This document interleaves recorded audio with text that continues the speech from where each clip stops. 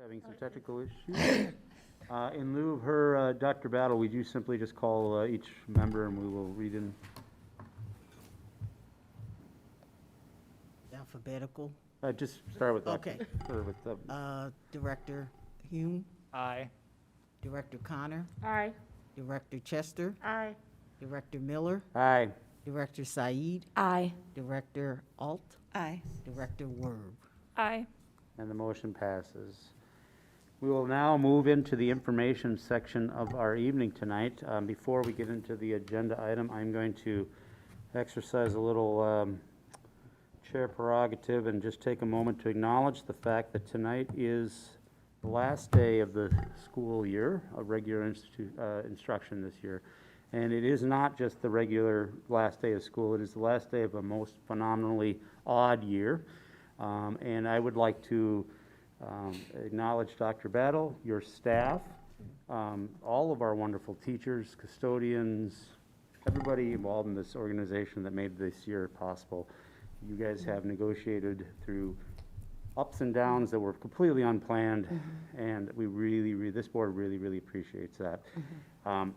This afternoon, completely unsolicited, I got a text from a parent in the district. We know each other through sports, almost never talk about school board stuff.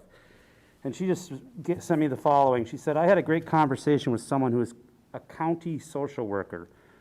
She has 4 to 5 kids and is in the district and couldn't say one bad thing about how the district handles the pandemic and learning in all models.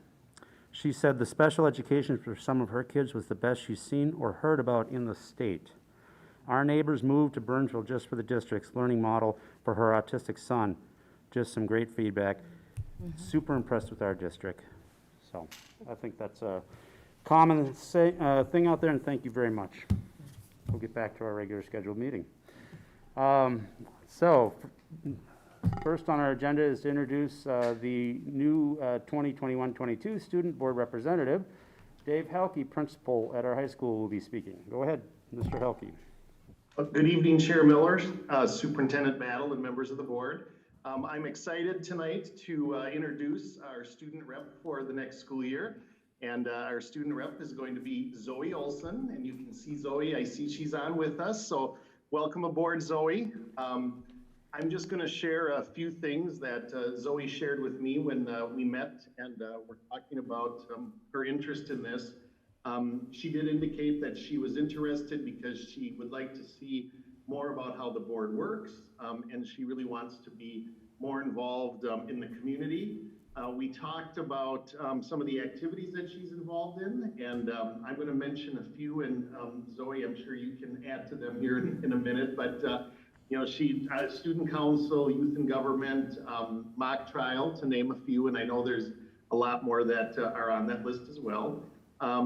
We talked about plans after high school, and she doesn't have a decision on college at this point, but she definitely would like to go into political science or government. So I think being a student board rep is definitely going to suit you well for those career aspirations. And I always talk to potential student reps about how comfortable they are speaking at board meetings and speaking publicly. And Zoe said that lots of her activities have made her very comfortable with public speaking. So I'm very proud to welcome and present to you Zoe Olson as our student board rep for next year.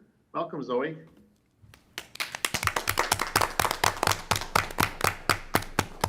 Excellent. Thank you. Welcome, Ms. Olson. We look forward to meeting you in person imminently soon. Thank you. And now we will move on to the next part of our informational evening where we will be receiving a report about the superintendent's evaluation. This is a role that's filled by traditionally filled by our vice chair and was done so again this year. Director Leslie Chester. Thank you.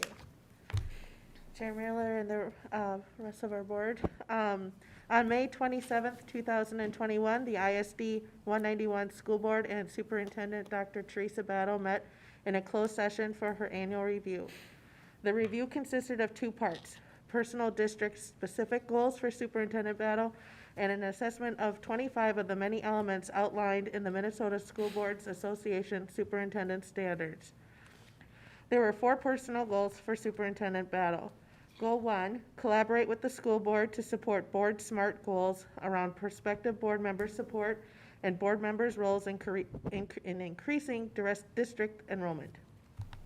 Goal 2, by February 2022, implement revised and updated district strategic roadmap. Goal 3, by December 2020, develop budget timeline, process, and overview for fiscal year 22 budget. And Goal 4, provide leadership to strengthen school community relationships, diverse communities, and cultural competence. Overall, the board's assessment of Superintendent Battle's performance and Dr. Battle's self-review of her performance closely aligned, indicating that both believe Superintendent Battle is meeting expectations in relation to the annual goals identified for this year and is performing effectively according to the standards set forth by the MSBA. Most notably, both the board and Superintendent Battle noted that she's being highly effective at community relationship building, her approachability and visibility in our schools and community, her professional knowledge of teaching and learning, and her culture of cooperation. During the 2020-2021 school year, Superintendent Battle successfully led the district through the challenges of the pandemic, keeping the health and safety of our children and staff at the forefront of all decisions. During such unprecedented times, the board commends Superintendent Battle's leadership and connection with our students, families, and communities. The board admires her calm leadership, science and values-driven decision-making, and commitment to community engagement, as these assets were essential to her success. Thank you, board members, for your work in completing this evaluation, and thank you, Dr. Superintendent Battle, for your leadership this year. Thank you. Excellent. I'll pause if there's any additional questions or additional comments that the board wants to make. All right. We'll now move to the next section of tonight's informational meeting, and that is a presentation of proposed full year 2022 adapted budget. Speaking on this issue will be Dr. Teresa Battle, Superintendent, and Lisa Ryder, Executive Director of Business Services. Thank you, Chair Miller, directors of the board. Tonight, Lisa Ryder and I will share information about our recent allocation of federal funds, guidance for the use of the funds, and how we are using the funds for the proposed fiscal year 22 budget. And then we will share the fiscal 22 proposed budget for general fund, food service, community service, and debt service. We can begin the slides, please.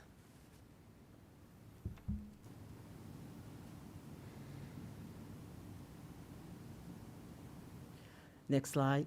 So as you see, here are the topics for our presentation tonight. We will end with next steps. Next slide. This slide was provided by Minnesota Department of Education to help superintendents, school board members, and the general public to really understand the different federal funds and also the years we can utilize them. And so this does show the different federal funds. ESSER 1, you will see on the left, GEAR, CRF, and then we move to ESSER 2, that's highlighted in yellow. And then to the right, you see the latest American Rescue Plan, we're calling ESSER 3. As we have planned the fiscal year 22 budget, we've been focused on using federal pandemic relief funds in 2 ways. First, providing that much needed stability by ensuring the services and programs we provide to our students and families can continue, and recovering from the immediate and ongoing impacts of the pandemic. In terms of providing stability, we will use some of the ESSER 2 funds, as I mentioned, highlighted on the slide. We will use approximately $3.9 million to pay for staff and programs that are already in place and plan to continue. This will help ensure class sizes stay stable, for instance, and that we continue to have the same levels of student and staff support that otherwise could have been affected by an expected budget deficit. This has all been a part of the budget plan that we have previously presented to you and the strategies as presented earlier this year. Next slide, please. Oh, excuse me, go back. So you see to the left, Federal Relief Fund Summary. And so if you click on that document, what you see in the chart, we have on this document, but we've given the public and you the allocation given to 191.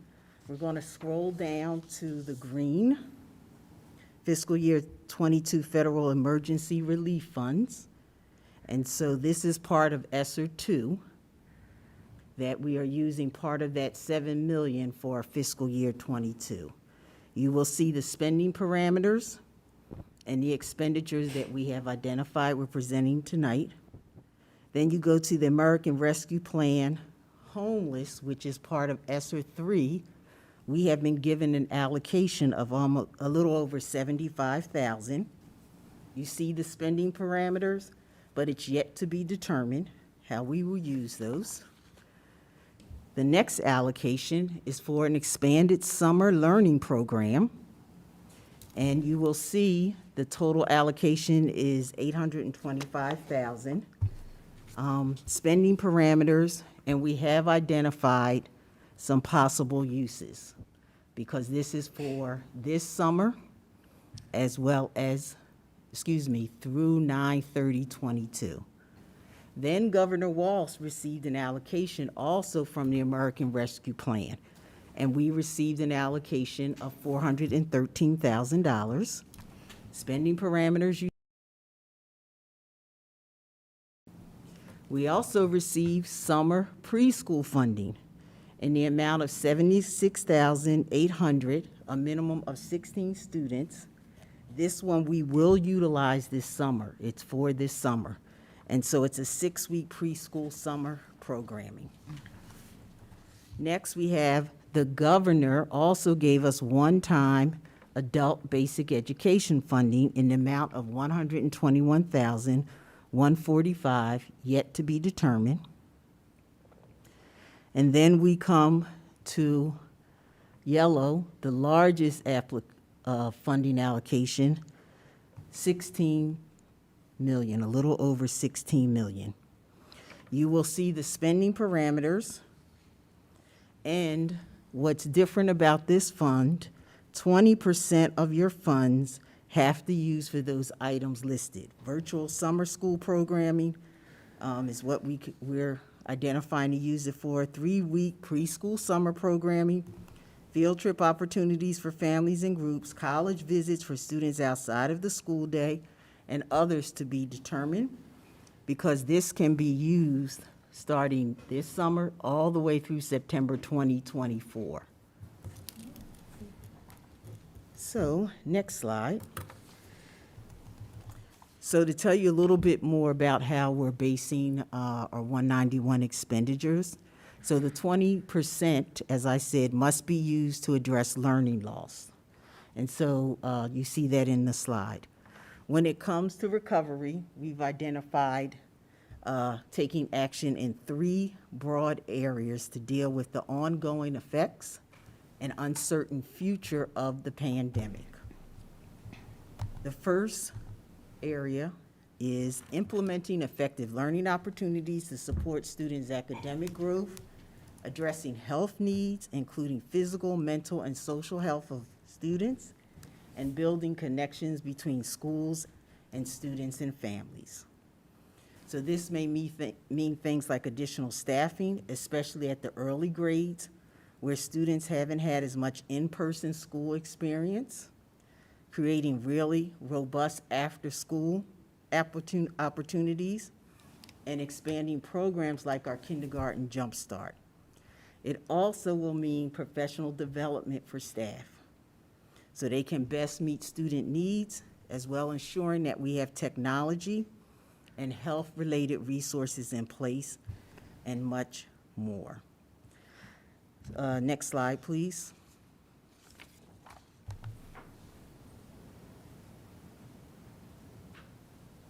So once again, to reiterate, the period of eligibility ESSER 1 ends September 30th, 2022, ESSER 2, September 30th, 2023, and ESSER 3, September 30th, 2024. Next slide.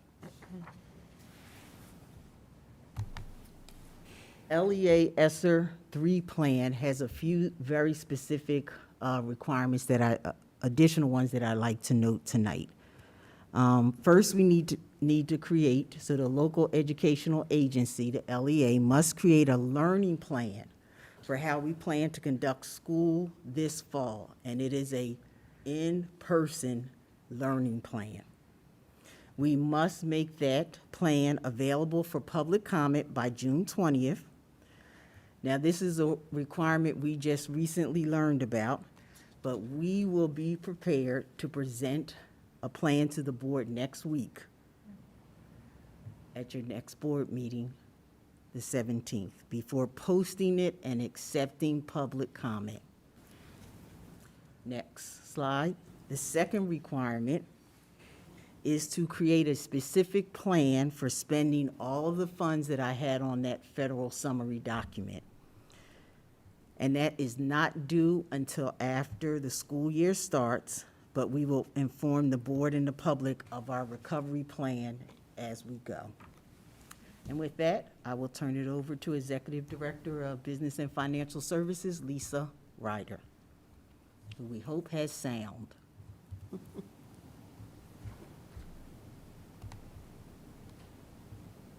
Can you hear me? Yes.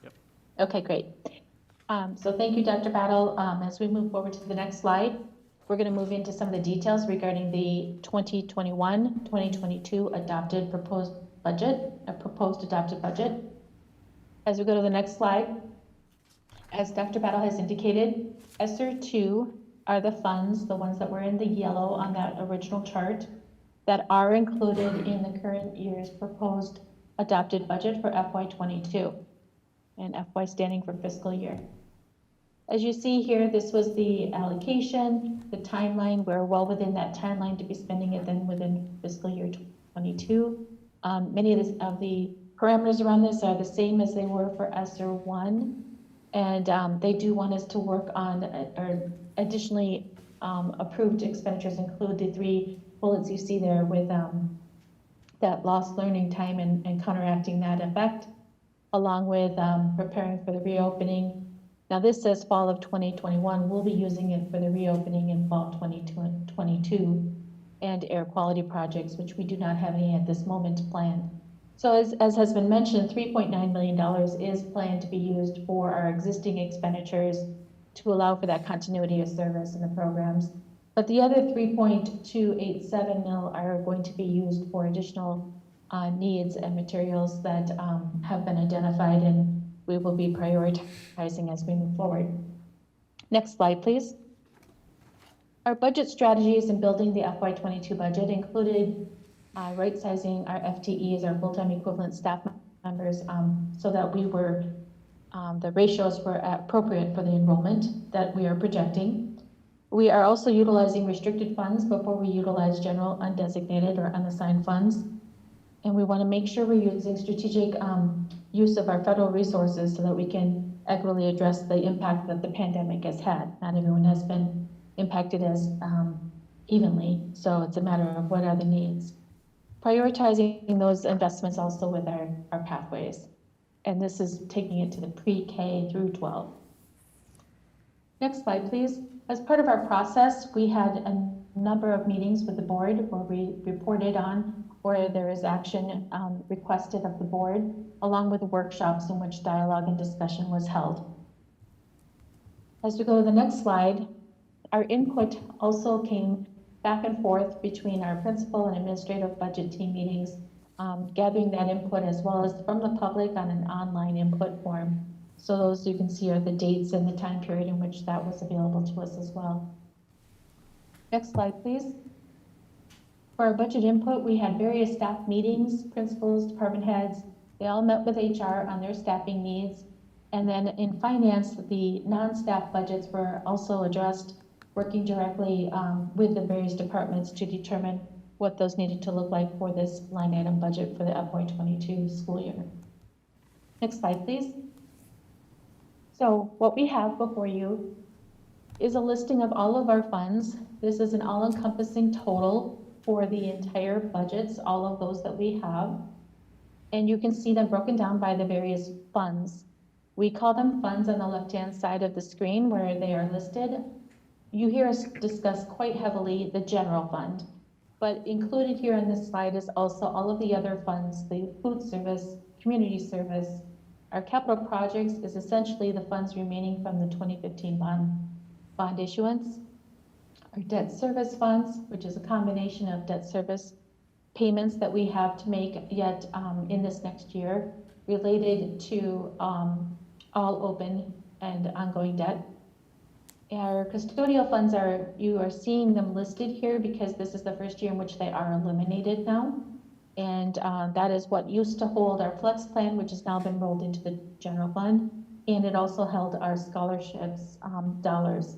And those have been transferred to the Foundation 191. The internal service fund then reflects our health internal service fund, which is self-insured, our dental, which is also self-insured, a severance fund, and lastly, our OPEB, which is other post-employment benefit fund, which does hold the funds that we sold bonds for in 2009, and they will continue to be the resource that is utilized for the ongoing post-employment benefits that various members of our employee groups as they retire are able to access through contract language, mostly for health benefits and some dental. So as you can see on this slide, you have the projected fund balance for this June 30, 2021, which of course is projected at this time because we are not yet finalized with our expenditures. And so as we wrap up this year, you will see during the audit process that will become more of a final number. At this time, it's just projected. And then we have our revenue budget, our expenditure budget, and our projected fund balance for June 30, 2022. I will note that as part of the plan for this next year's budget, we purposely adjusted the current year's budget, anticipating that there would be some savings in various different areas. That change in that projection for the fund balance for June 30, 2021 helps us to have a higher beginning fund balance here moving into this next school year for the FY22 to allow for us to cover some of the over expenditure that you're seeing where the expenditures exceed revenues. We'll go to a future slide here to see more about that information. So as we move to the next slide, we're going to focus mostly on just the general fund assumptions that were made. We have assumed a 0% increase on the formula at this time. Legislation is not yet finalized for the next biennium, so that is up in the air. We will not know that by next week, likely. So at this point in time, this is a 0% increase on the formula. Our elementary class size is still, is targeted at 25.5 to 1, with a range for those class sizes between 20 and 32. Our secondary class size is targeted at 36 to 39 to 1, with a range also based on the subject matter. Next slide, please. As part of our general fund assumptions, we need enrollment numbers that we're utilizing in order to calculate our revenue funds. And so we have assumed an enrollment that would show a decrease of 233 students from the current year. The OPEB transfer, which is other post-employment benefits, this is a transfer that comes to the general fund from the external operating fund, or I should say OPEB fund that we have, where those proceeds are held. And so each year there's a dollar amount that is brought over to the general fund to offset the cost of that health insurance premium that is in essence for those retirees. And so that is a $532,083 amount that is included in the FY22 budget. Part of our assumptions also include the increase for health insurance and dental insurance. So you see 2.5% for health insurance increase and a 0.5% increase in dental insurance premium. Next slide, please. Continuing with the conversation around the general fund budget, we have shown this slide frequently in the past. It's what we call our current reality slide.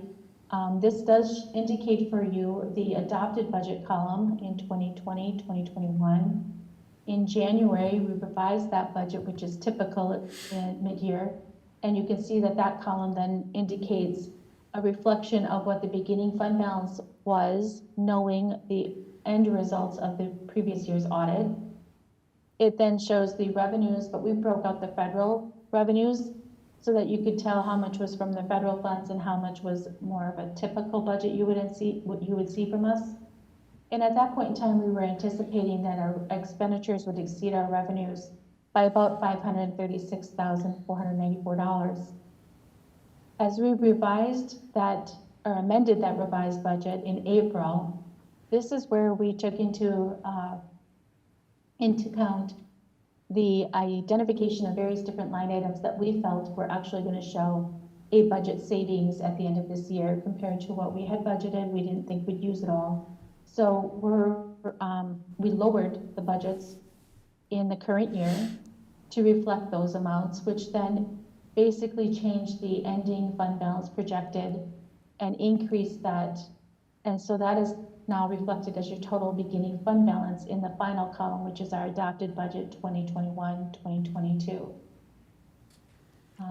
With that, then we're breaking out our total revenues where you can see how much of that total revenue is also federal CARES. So to get the total revenues, you'd want to combine the 123 million and the 7 million. And then you compare that to the expenditures that are also breaking out how much of those expenditures are regular expenditures versus how much are our federal CARES additional expenditures. You'll note that this 3.9 million that Dr. Battle referenced earlier, that is part of our existing expenditures that we are basically covering those costs with these ESSER funds. And so in order to balance the budget, that is included in the 132 million. The 3.2 that you see listed is simply the amount that is for additional needs above and beyond what is our typical expenditures for the number of students that we're planning to serve next year. With all of that said, the revenues compared to the expenditures show that we have an over expenditure of $5,081,823 in dollars that are expenditures greater than revenues. We anticipated that in our planning process. Our beginning fund balance is higher as a result of the amendment we made to our current year budget and the non-spending that has occurred. With that assumption in play, that extra fund balance then is anticipated to be available for the coverage of that $5 million deficit. So what I'd like to point out to you is on the bottom part of the screen, under the third column, you will see under the row that says assigned, you will see 4.8 million. And that is assigned because your current fund balance policy allows the board to assign those dollars for purposes of covering the net deficit that you might be anticipating in the coming year, which is the $5,081,000. So knowing that your fund balance is projected to be much higher in the unassigned column, but 4.8 million of that is what's above the 6%. And so that's the amount then that I have shown in the assigned field, that then as we move into next week's meeting, you will have a resolution for the assignment and the commitment of funds. And that's where we will reflect the assignment anticipated and the committed funds that are typical for carryovers and pro-pay funds. Having said that, all of the proposed adopted budget for FY22 should result in a projected ending unassigned fund balance of 6.46%. We would then be utilizing, as you can see, that $4.8 million row at the bottom under assigned turns to zero. So we will use all of those funds, and the remaining unassigned fund balance of $8,773,289 is the 6.46% of expenditures. As we move on to the next few slides, we're going to take all those complicated numbers and we're going to try and take a look at this more from a visual perspective to give you an idea of exactly what does this look like comparatively as to how the revenues break down. This slide shows us our revenues. You can see that we have our general state aid, our state categorical aid, our federal aid, and our property taxes. Typically, the property taxes are right around 20%, and then you have your general state aid and your state categorical aid. I see that I don't have the percentages on the slide. I will add them for next week so that you have those available to you. Let's move on to the next slide. And now we're going to shift over to the expenditures, and this is now breaking it down by program area. So that $135,767,437 of expenditures, how are we spending it? And so you can see that we have instruction and we have the direct, find it here, I'm sorry, the blue and the yellow. So the instruction is 86 million and the instructional pupil support is 17.3 million. Those two combined are typically right around that 78 to 80%. And then you have your other anticipated program areas that are spent for direct support services, admin, operations, fixed costs, capital facilities, and our long-term facility maintenance and transportation. Go to the next slide, please. The same general fund expenditures, only this time instead of looking at it as to the program area we're spending it in, now we're looking at it by what is the purpose of the funds. So you can see the salaries and wages and the employee benefits and the funds that are spent of the $130.35 million. You can see that over $106 million is spent on salaries, wages, and employee benefits. The other categories are purchase services, supplies, your capital expenditures, and other expenditures.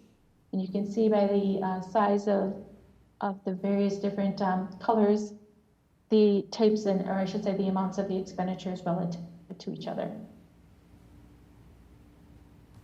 Next slide, please. So we are now moving from the general fund and moving to the food service fund. So on that original page where we had them all listed, we're moving down to the second row. And so the food service fund, you can see we're projecting a beginning fund balance for this next year of 1.186903. And I see at the bottom of that slide, it should say June 30, 2022. I'll correct that as well. But essentially your revenues and expenditures compared, we're planning to overspend our revenues by about $105,000, $434, spending down the fund balance to $1.081 million.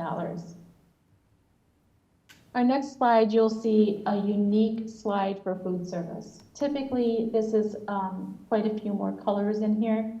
The reality is that because of the seamless summer food program that we will be functioning with next school year, most of the funds that we receive will be federal aid in order to run the food service program. So that is unique for us. Not so much unique from the current year because that's kind of how that's been also for fiscal year 21, but it is not a typical method of funding food and nutrition services. So that's to be noted. 3.77 million is anticipated for revenue for food service. And if you look to the next slide, this is the expenditures of 3.8 million. And you can see how this is broken down. We have our salaries and benefits combined here, along with then the product cost of food and milk. So those are the yellow and the blue. And then we have the various different other colors for general supplies, other and capital expenditures. We'll move now to the community service fund. Next slide. As you can see listed here, we're projecting a beginning fund balance for community education or community service of $1.4 million.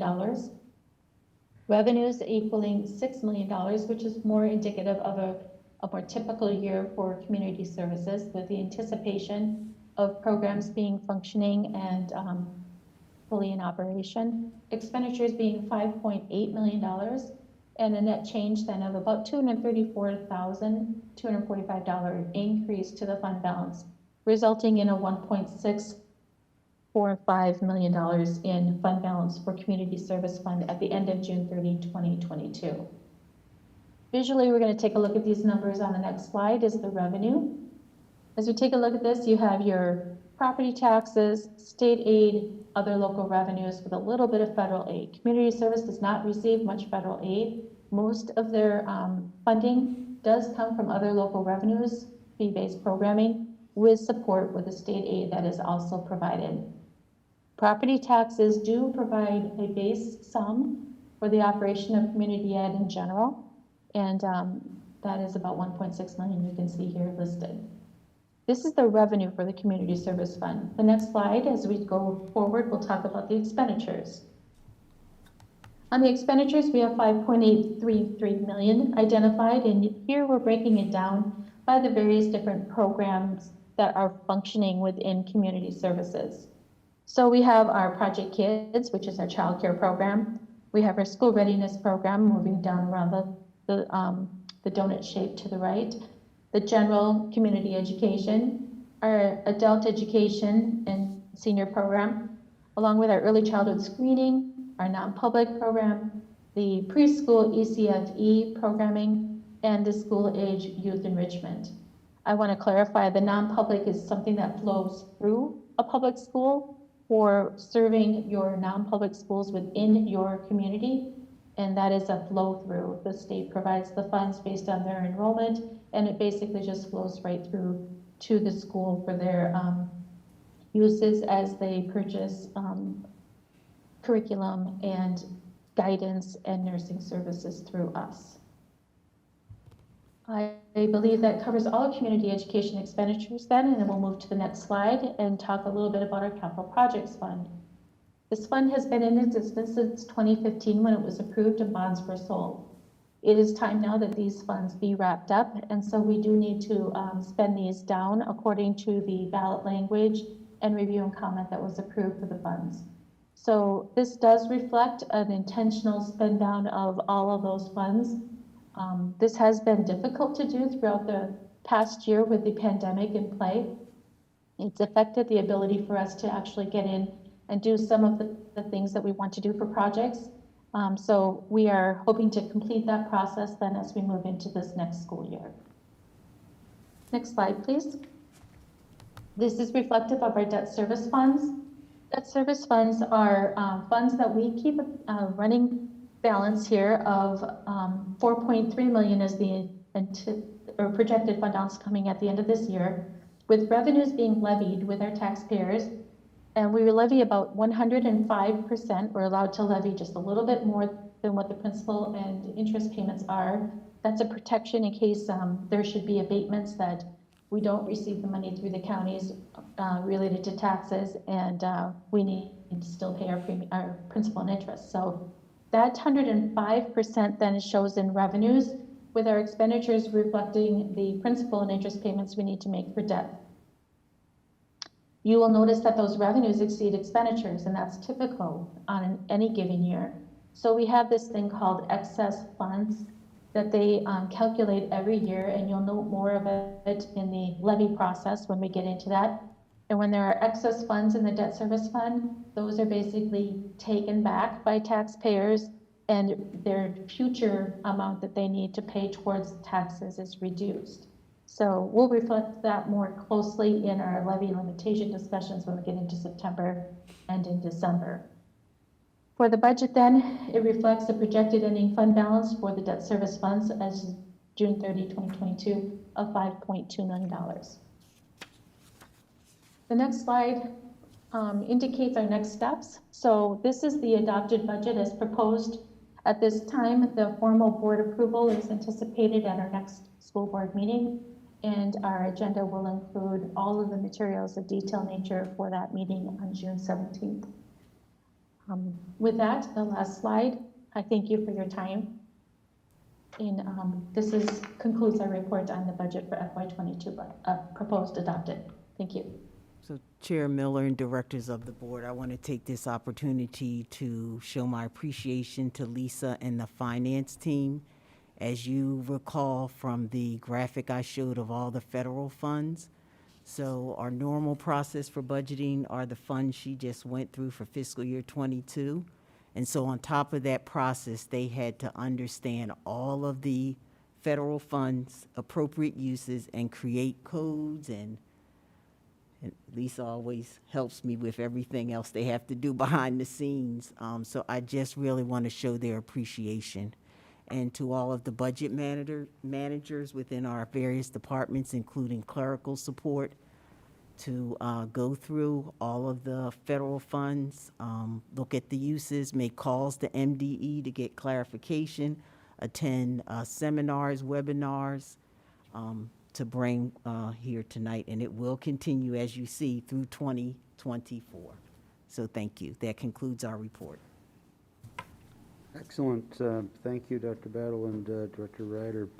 This time, we'll open the floor up for questions on the presentation of the proposed fiscal year 2022 adopted budget.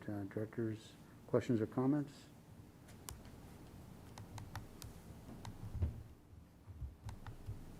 Yes, Bill. Just one question, and it really is more for the benefit of families. It's kind of an annual question about class, our class sizes and versus the range. And we know that, I know in talking with families, there are always questions about the class sizes and how sometimes they surpass the actual range. And I'm wondering if you could speak to that, Dr. Battle or Lisa, whether it's, elementary, secondary, or both. Director Alt and members of the board, I'll take part of the response, and then we'll have others join in as they see fit. Lisa, Stacy, Sovine. So each year we project how many students we will have, but you never really know until they show up in the fall. And so we project our hiring and staffing based on that. So what's normal in our budget process is to reserve some FTE, full-time equivalent teachers. So in the fall that we can get closer to class sizes if we see there are sections or grade levels at specific schools that need some support. Now at the middle and high school level, there may be some variation, especially at the high school level based on the course. So band teachers and choir, they like large class sizes. And so you sometimes see higher. And then also in some courses that may be singletons. So if you have maybe 10 or 15 more over your targets for a class size, it's difficult to divide that into two sections, especially if it requires a very unique licensure area. So we do have strategies in place to address that. And so I don't know if Lisa or Stacy Sofine would like to add to my introductory comments.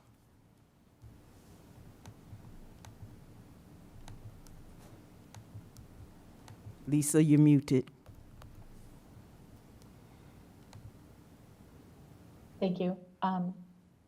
The class sizes reflect the classroom teachers, and so I would just like to make mention of that because there are other ratios utilized for allocation of services for EL, for compensatory, and for special education services. Those vary.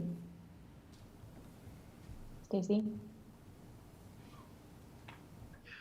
Yeah, the formulas that we're using are for, as you said, for general classroom allocation. Our categorical funding is in addition to that, our special ed funding, our EL funding, school within a school. So those numbers are used in developing and allocating FTEs, but doesn't necessarily always play out to all classes reflecting that size. Actually, more times than not, we are under, especially at the elementary, that average class size. Great, thank you. Any additional questions or comments? I was trying to find the slide that had the governor's allocation for the APE classes or APA. So you mentioned something about to be determined. Can you tell me a little bit more about that?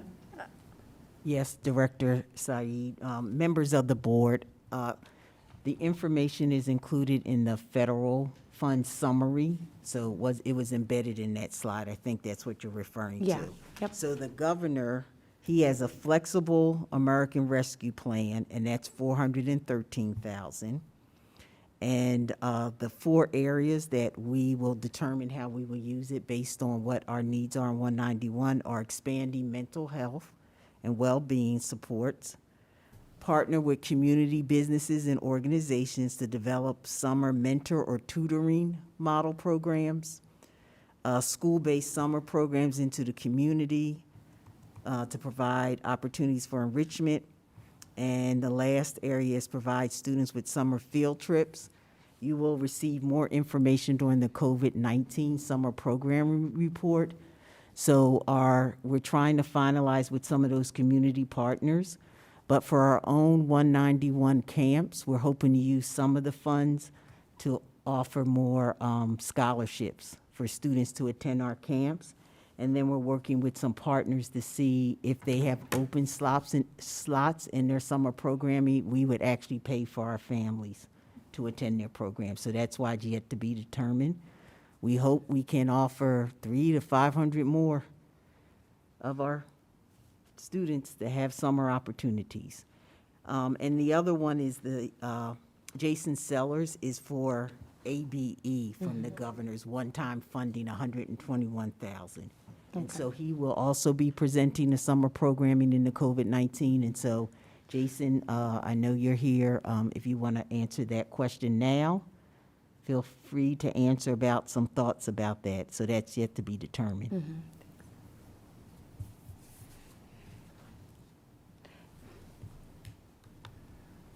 In terms of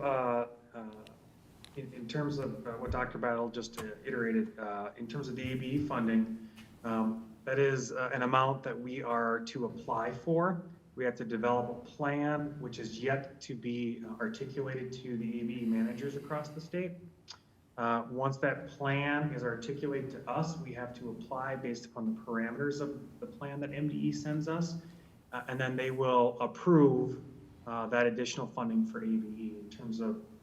In terms of summer programming, as Dr. Battle mentioned, we work really closely with a lot of our community partners that we've developed and established over the last several years, including the YMCA, the University of Minnesota, 4-H, City of Burnsville, and others, to try to see what programming they have available that is additional to the summer programming that we offer, both in terms of fee-for-service and community education, and in terms of the very robust summer programming that we offer for our K-12 students. Thank you, Seller. Yes, Dr. Connor. I was just wondering if any of those to be determined funds, if there could be, if there's room for possibly a parameter for the school board stipend to be determined later for the year of 2021-22. At this, I mean, just something to put out there that maybe can be budgeted in to back to where it was before I became a school board director.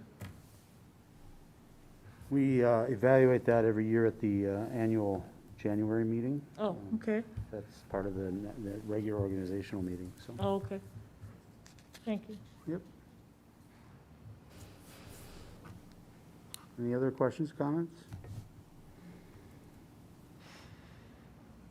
Okay, seeing none, we'll move on. Back to Dr. Battle to receive an update about District 191's efforts to implement COVID-19 related educational and public health guidance issued by the MDE and the MDH respectively. Thank you, Chair Miller, directors of the board.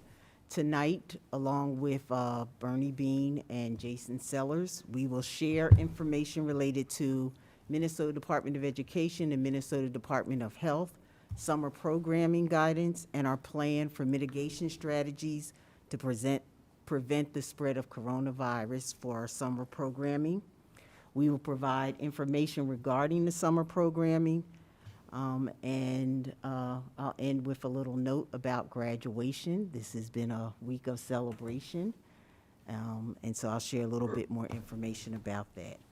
So as normal, first I'll share the Dakota County and Scott County confirmed case numbers. This represents the time period from 5/16 to 5/29. Dakota County is at 11.55, a decrease from 18.17. Scott County is at 10.04, a decrease from 16.32. A little bit about summer guidance before I turn it over to Bernie Bean, who will share additional analysis of the county data, and then she will share our plan for submitting our mitigation strategies to MDE for the summer. So the summer guidance required in the area of face coverings by CDC, and it's required to wear face coverings on all public transportation, and that includes school buses. So that is mandated. We also must handle a suspected or confirmed case of coronavirus and report it to the Minnesota Department of Health. And so our nurses and health assistants will continue that process of reporting and contact tracing.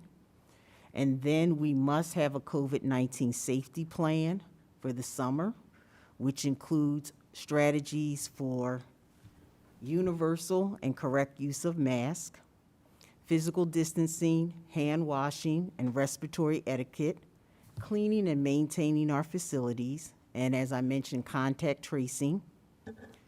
And schools who provide in-person instruction should prioritize 2 prevention strategies: universal and correct use of masks. Physical distancing should be maximized to the greatest extent possible. And so that moved, all of those I mentioned moved into recommendations, and it's up to the local school districts to determine. And that's what we put in the plan. And so with that, I'll turn it over to our lead school nurse, Bernie Bean.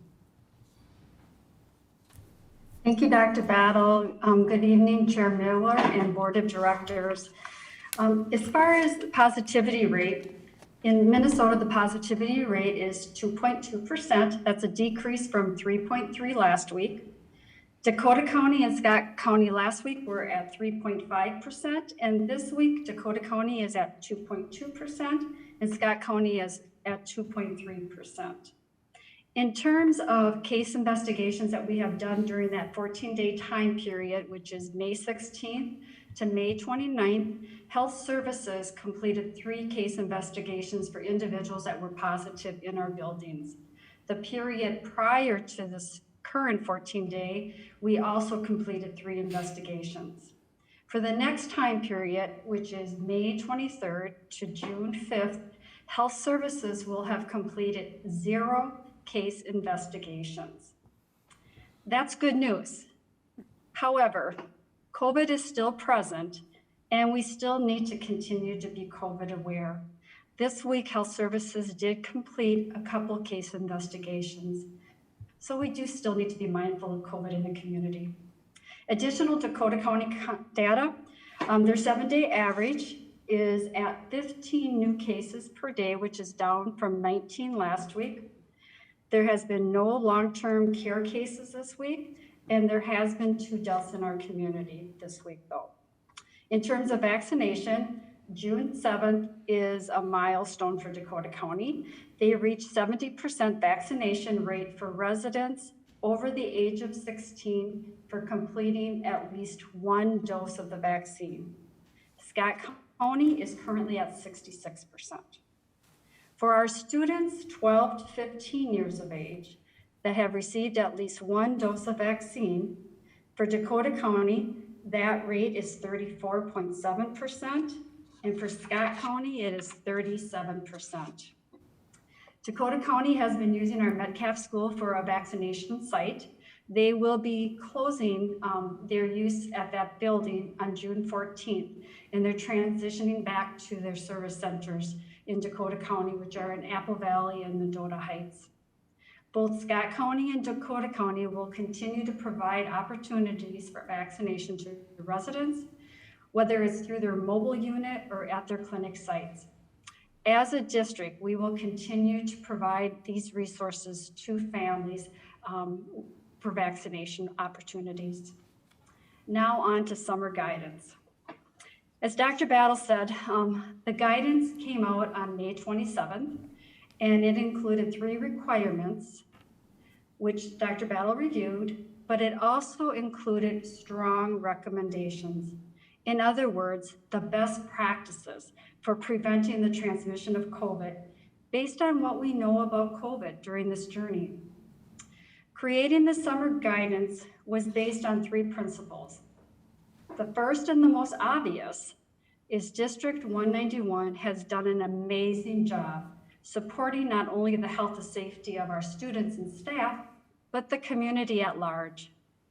Our success could not have happened without the partnership of our community and our families. The other principle is reviewing summer as a transition period into a period to the fall where we can envision a normal in-person learning atmosphere for our students. During the summer, we will continue to collect data and we will continue to do case investigations and use that information to help in the fall planning and best practices. Most importantly, we have a public health responsibility to continue to protect the most vulnerable. In other terms, those students who do not have the opportunity at this time for vaccination. After the plan was developed, it was reviewed. It was reviewed by Dakota and Scott County Public Health. It was reviewed by summer program coordinators within our district. It was also reviewed by our regional team representative. This plan was also reviewed by the COVID Advisory Committee. The mitigation strategies that I will briefly touch on will be phase coverings, physical distancing and cohorting, transportation, health screening, and handling a suspected case. As we have learned with COVID, this plan is subject to change based on the changing health conditions and guidance from local public health, MDH, and CDC. Face coverings. They will be required on school buses. They will be required for indoor programming for all preschool, elementary school, students and staff, unless they can maintain 6 feet. We will work with staff to facilitate distance so the children will be able to remove those masks during the school day and to use our outside learning environment where masks can be removed. Face coverings will also be required for indoor programming for all middle school students and staff unless they can maintain 6 feet. This mask requirement for middle school and for elementary school will be reevaluated mid-summer programming. What we know for our 12-year-olds is the earliest date vaccine was available to them was May 12th. So the earliest that they will have a student that had a vaccine on May 12th will be completely vaccinated is June 17th. So reevaluating mid-programming makes sense. The other requirement for face coverings will be visitors in preschool, elementary, and middle school programs where students are present. Strongly recommended face covering will be for students, staff, and visitors who have not been completely vaccinated, have been advised by their medical provider, or they are displaying COVID symptoms. Physical distancing and cohorting. We're going to continue to strive high try to reach that 6 feet of keeping distance between students whenever it is possible. And we also will continue to strive to have cohorts so we prevent that intermingling of groups. Transportation. The bus capacity for secondary students is going to be increased to 45 to be consistent with our elementary students' bus capacity. Okay. With health screening and handling a suspected case, health services will continue to use the decision tree as a guidance when staff and students are ill, and we will continue to have that direct communication, education with families to individualize the plan for their student. Health services will also continue to report all positive cases to MDH and communicate that to the school community. We will also work with families to individualize the next steps for their student in that situation. We will also individualize plans for students or staff that have been identified as a close contact and provide them with the options for quarantining that will work best for their family. In closing, on behalf of Stephanie White, the COVID coordinator, and myself, we would like to thank students, staff, parents, and the community for partnering with us during this journey and supporting health and safety. Mostly, we would like to thank Dr. Battle. Her strong leadership and trust in her school teams and the health experts for guidance led us successfully through a pandemic. Under her guidance, we as a school community can be proud to say we started the year Burnsville strong and we ended Burnsville strong. Thank you. And now I will turn it over to Jason to talk a little bit about summer programming.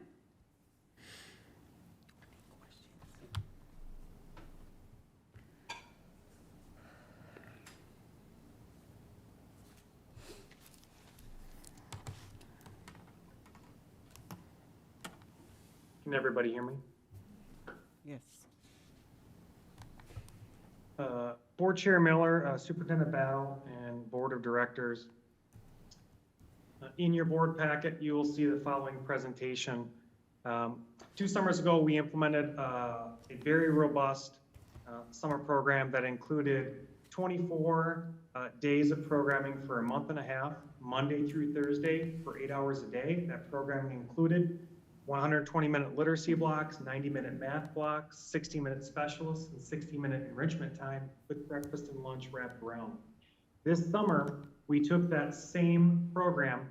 We worked with our partners in the district, including CISA, Special Ed, Food Service, Buildings, Operations and Grounds, and our Community Service Department to take that program and enhance it even further. In the presentation, you will have the opportunity to see some of the parent and student feedback.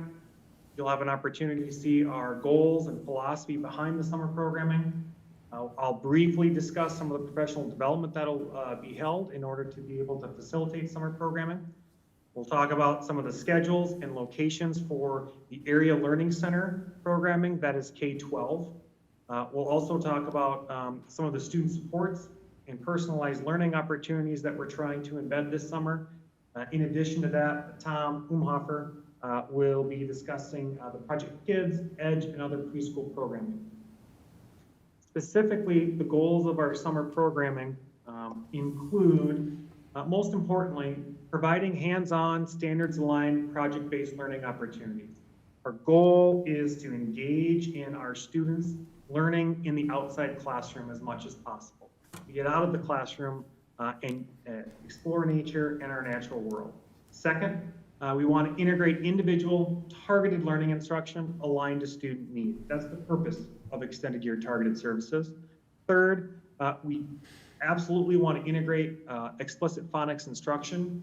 That is planned to happen in kindergarten and first grade. That is because of the great partnership with Director Othedal and her team, Bethany Van Osdal, to be able to bring this instruction to our kindergarten and first grade students. Fourth, we want to provide additional instructional opportunities for English learners, our special education students, and students that are requiring intervention in both math and literacy. Finally, our programs include academics, they include enrichment, and they also include credit recovery. In terms of parent and student feedback, what we have heard from our parents and our students in terms of our PALS and BYC parents and students is that they really wanted us to provide in-person active learning opportunities. Of course, they wanted field trips. We typically do offer 4 field trips in the summer for our elementary students, 2 field trips for our middle school students, and we try to offer field trips for our 8th grade STEM Academy, and then credit recovery is on site the entire time. Third, our parents really want full day programming. Once again, we will be providing that full day program from 8 o'clock to 3 o'clock, Monday through Thursday for a month and a half. And the fourth piece of feedback that we received very loud and very clear from our community and our parents, we really want summer to be fun, and we want less Chromebook time because they've had a lot of Chromebook time this year.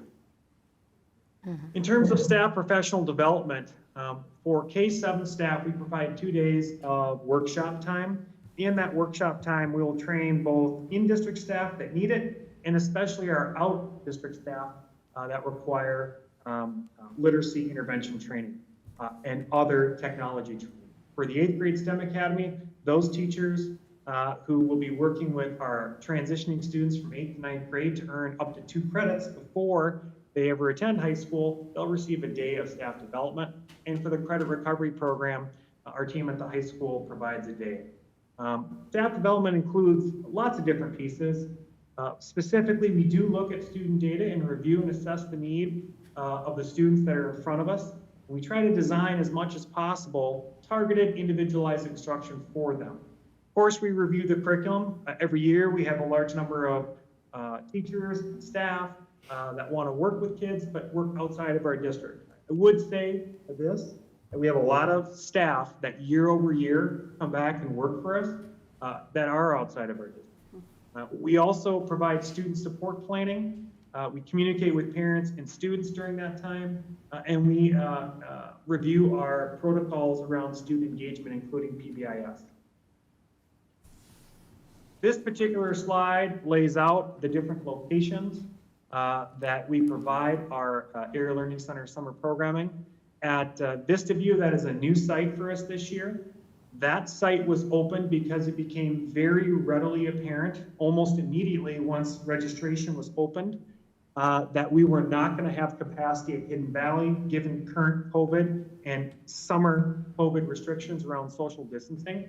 If we would not have opened up the Vista View location, we would not be able to serve those 428 students.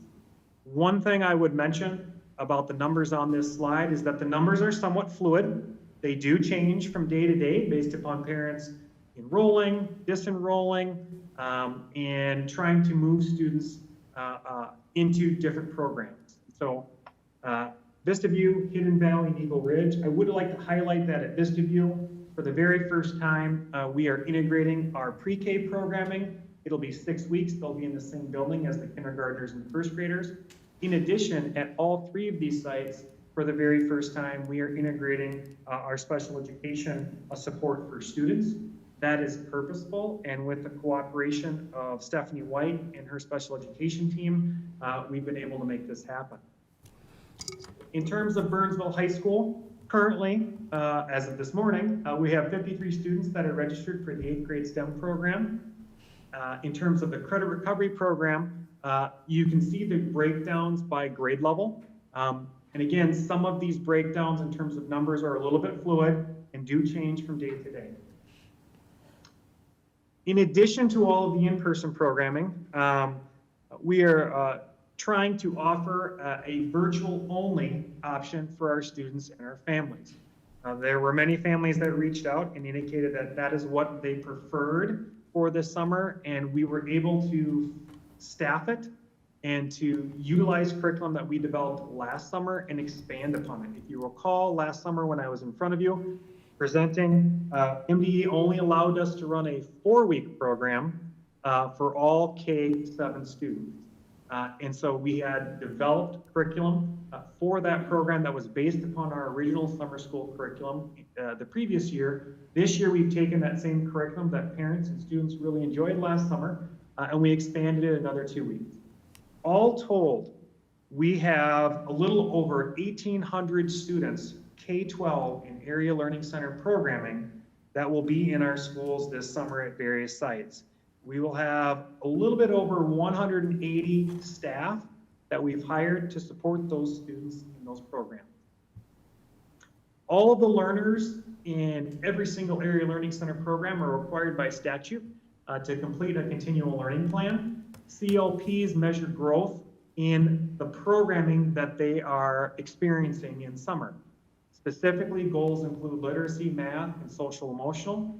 In addition, we are required by statute to share these continual learning plans with parents at the completion of summer programming, and that's something we've done for the past 4 years. One piece that is new this summer is we are, as I mentioned earlier, partnering and leaning on our partners in CESA, particularly Director Othedal and Bethany Van Osdal, to implement explicit phonics instruction for our kindergarten and first graders. There are other supports that we do provide in summer. We provide additional ESL staff that we use to target student academic achievement and accelerate their learning. We do provide additional special education staff. This is staff that is outside of the special education summer programming that Stephanie White and her team will be providing. So it's in addition to.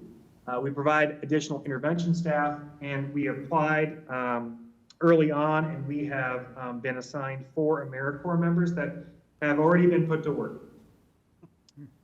At this point, I'll turn it over to Director Tom Umhofer to describe Project Kids, the Edge of Preschool.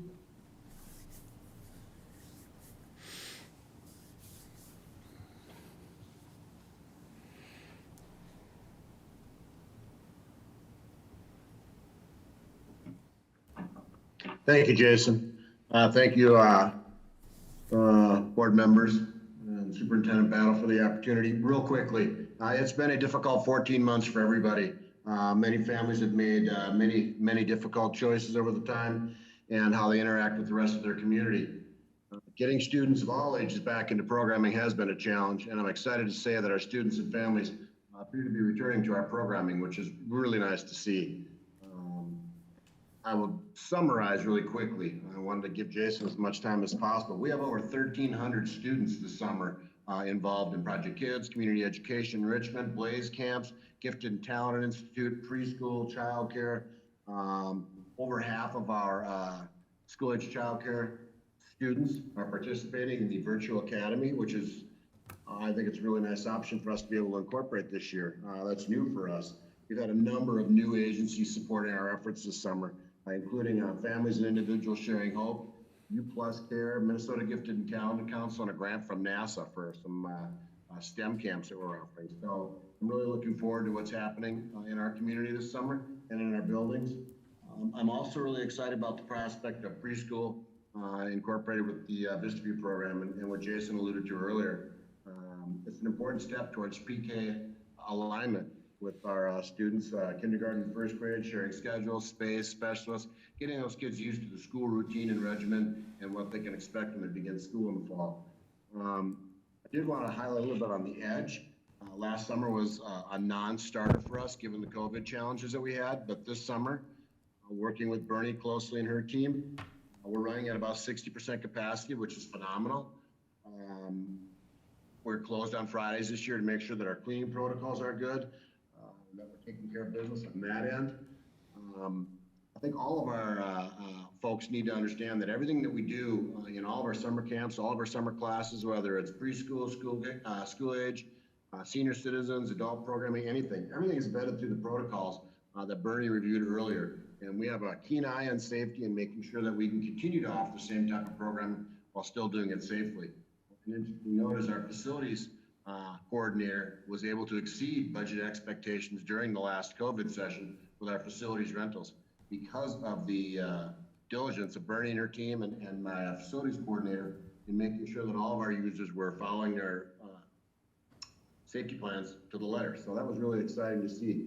A couple of things. Course enrollment and registration is going up. It's a trend that we've been seeing for the last few months now, and that's very exciting to see. Families are wanting to get out, they're wanting to get involved, and they want more opportunities to participate in public.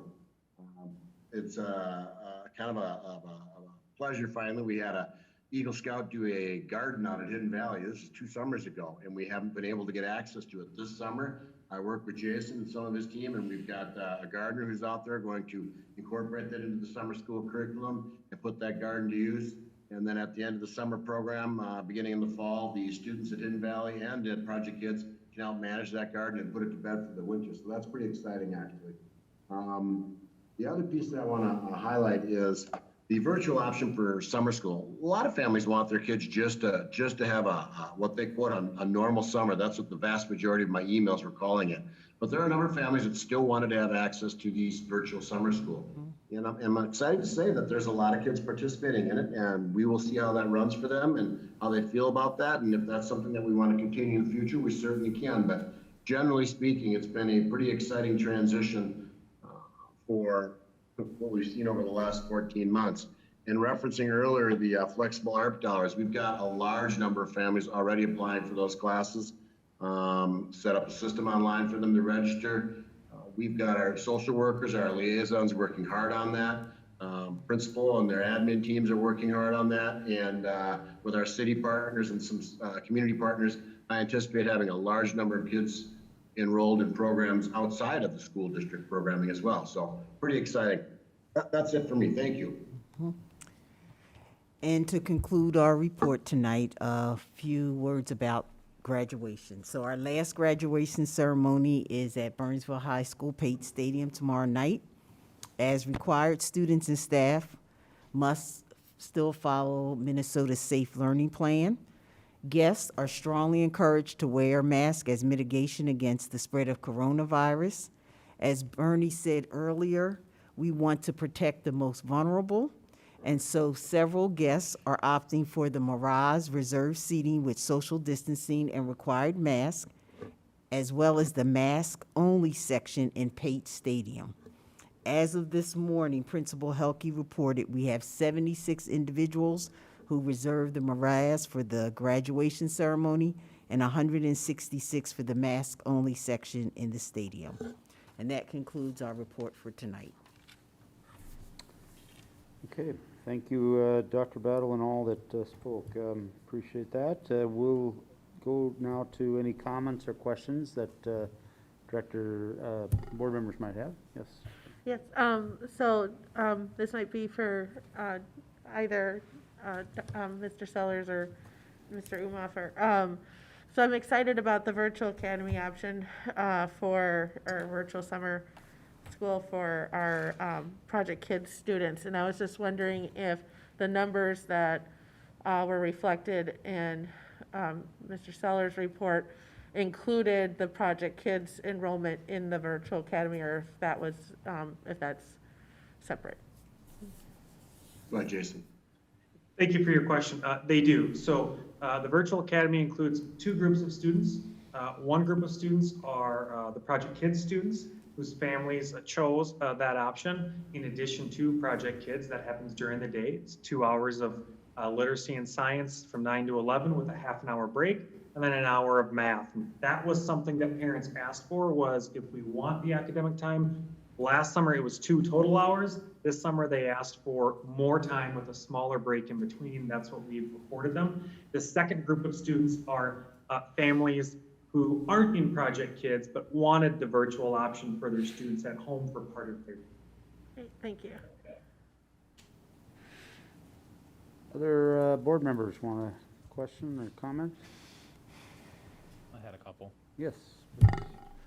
I guess my first question, kind of tying into Leslie's question, is the enrollment numbers seem very high to me. How do they compare to pre-COVID enrollment numbers for summer programming? Thank you for your question. 2 years ago, when we first implemented this 24-day, all-day program at the elementary and the middle school, and then the 8th grade STEM Academy, which I presented to you all, the numbers were slightly lower than the numbers that we have this summer. And so 2 summers ago, for example, we had 7 kindergarten sections. This summer, we have 9 kindergarten sections. 2 summers ago, we had 4 first grade sections. This summer, we have 7 first grade sections. And so what we have found in general is that parents very much are preferring the in-person mode for summer programming in the area learning center. And we sort of had expected that. We've been planning since December with our operations team, with the CSTMN department, with our food service teams. We posted positions earlier, we hired earlier, because we wanted to make sure that we had as much capacity as possible. And I will say that thank you to Dave Lake and his team, and Julie Kronebetter and her team, and Tom and our community education team, because we decided very early on to expand to another elementary site so that we could accommodate not only the influx in numbers, but the social distancing, and then the integration of the pre-K program at Vista View, as well as the integration of the special ed programs in all 3 of our sites. Great, thank you. And then my other question, and we may not be able to answer it until the end of summer, but I'm curious about, you mentioned, or I think Bernie mentioned that masking is required for elementary and middle if the 6 feet of social distancing cannot be maintained. I think is how it was phrased. Is there an expectation or a thought about how frequently that might happen? Like, is it going to be every day? Is it just going to be like 5 minutes at a time? I'm just curious what that might look like.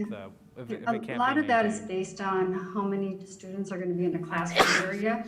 I do know though for our, and Jason, correct me if I'm wrong, for our 5th graders, they will be at a 6-foot social distancing model. No? Correct. Okay, because we have a few more 6th and 7th graders that are signed up.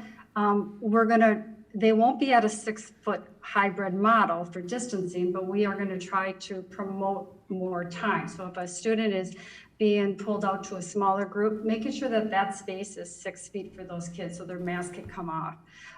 Making sure that, we get them outside more so their mask can come off. So being creative and really dissecting the day for the student, and where can we give them more opportunities to take that mask off, and having 6 feet between them, because we know that that's the safe distance, right. But not always something that we can do because of numbers. And that's required whether or not they've been, go ahead. Bernie shared, if I may. Early on in working with Bernie and her team, we decided that what we were going to do is we were going to plan as if all of summer programming in our area learning center programs had to be at 6 feet. And so in working with our building partners and Dave Lake and his team, both at Vista View and at Hidden Valley and at Eagle Ridge, we are planning to go in and use the buildings as currently constructed in terms of the social distancing around that 6 feet requirement.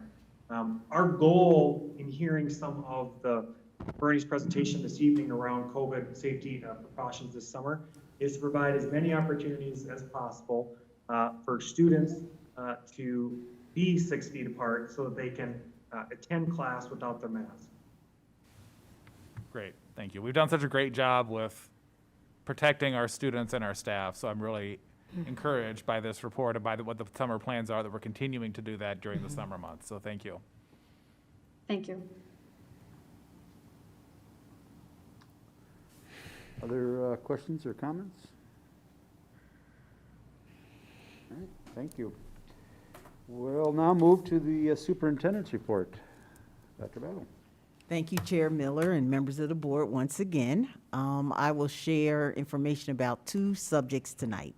First, I would like to say a special thank you and congratulations to our retiring employees. We have 34 191 staff members who are retiring or have retired during the 2020-21 school year, with a combined 836 years of service to the district.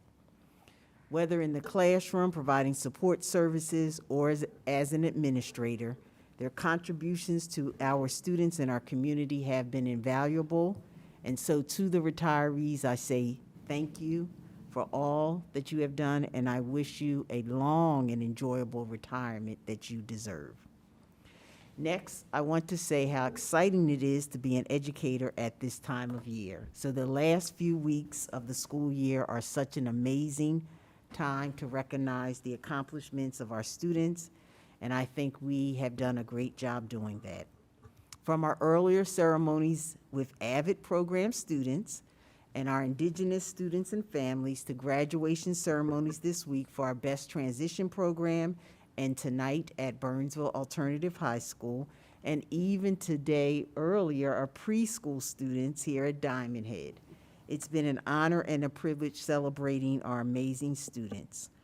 And tomorrow, our adult education program will celebrate its students' accomplishments virtually. And as I mentioned, of course, Burnsville High School will hold commencement at Pate Stadium. And I'm so proud of all the graduates, and I know their families, their teachers, and the entire 191 community is proud of them too. I'd like to thank the families for entrusting their students to us for care and education. And that concludes my report for tonight. Thank you, Dr. Battle. Now I will open up to the board member report section of our evening. Again, this is not committee reports, but regular other assignments and such for board members. Anything to report this evening? Yes. Thank you, Chair Miller. It's been a pleasure, as Dr. Battle alluded to finally being able to get out in our schools and celebrate our students in year-end events. I enjoyed witnessing our AVID senior celebration and was particularly moved by our students' stories and words of encouragement for each other. Similarly, at the Nicollet 8th grade AVID graduation, the caring support of staff was self-evident in their smiles and stories from the past 3 years. 2 AVID seniors set the stage for success for this group of incoming 9th graders by sharing their own words of wisdom and encouragement. Last Friday evening, it was an honor to attend our district's first Indigenous graduation ceremony. The heat of the evening was accompanied by tribal elders honoring our Indigenous graduates, tribal history and traditions, and the beautiful drum song, which is so central in tribal events. Graduates received their eagle feathers, recognizing their hard work while simultaneously bestowing respect and honor to our students for their efforts. Tuesday night, I had the pleasure of attending the Best graduation ceremony at the high school with great representation from fellow board members. And it was the first time that the Best graduation was held at the high school, and it was just wonderful. It was a pleasure to hear the graduates' personal accounts of their hands-on learning and work experience they enjoyed while in the Best program. And it's always a joy to hear about our graduates' plans for the future and careers. So much to be proud of. My heartfelt congratulations, to echo Dr. Battle's comments, to all of our students for persevering through this unusual and challenging year. It feels good to be back and celebrating the accomplishments of all of our students. Finally. That ends my report. Any other board members? Okay, seeing none. That will conclude the information component of our meeting tonight, and we'll move into the business meeting, beginning with our consent agenda. Although board action is required, it is generally unnecessary to hold discussion on these items. In the event a board member wishes to discuss an item, that item will be moved for separate consideration. I'll ask at this time if there's any item on the consent agenda that board member would wish to move out for separate consideration. All right, seeing none. Ms. Kenny, will you please call the roll on? I'm sorry, what? I'm sorry, you're right. Take a motion for the consent agenda. So moved. Moved by Director Alt, Second. seconded by Director Said. Ms. Kenny, will you please call the roll?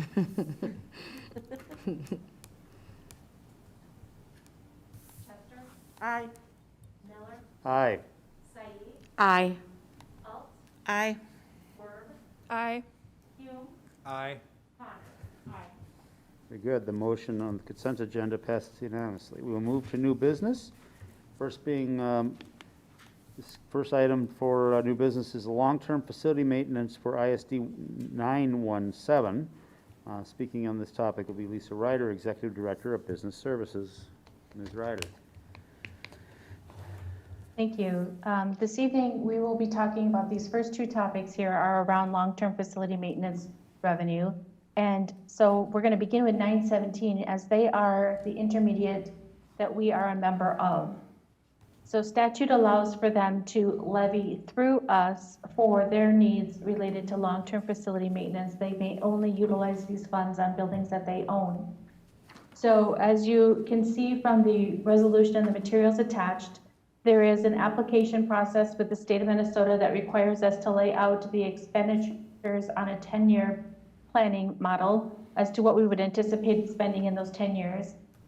With 917 for the year of fiscal year 23, they have laid out the amount of $127,865, and our proportionate share of that amount is $19,473.84. So the resolution before you is referring to the approval of our school board for the levying of our taxpayers for our proportionate share of their request, their full amount of request. So the proportionate share for us is only that $19,474.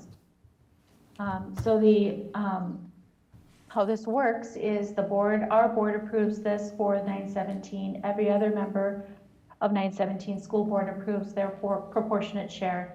And then 917 will submit their application and it becomes part of the levy process that you will then hear me discuss with you in September and December.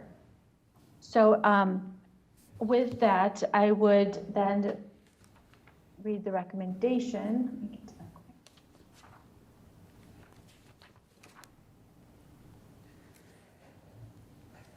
So the resolution is approving the Intermediate School District 917's long-term facility maintenance program budget and authorizing the inclusion of a proportionate share of those projects in the district's application for long-term facility maintenance revenue.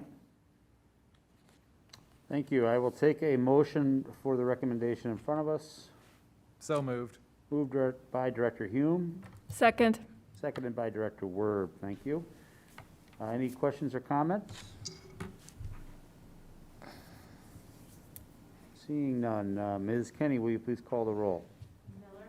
Aye. Aye. Aye. Aye. Aye. Ms. Connor is not present. Aye. The motion passes. We will then move to the next item being long-term facility maintenance for ISD 191. This will be, again, Lisa Ryder, Executive Director of Business Services. Ms. Ryder. Thank you. So just a little bit more information is provided in your packet with regard to the history of long-term facility maintenance in the state of Minnesota. So that is available for anyone who's interested in understanding that better.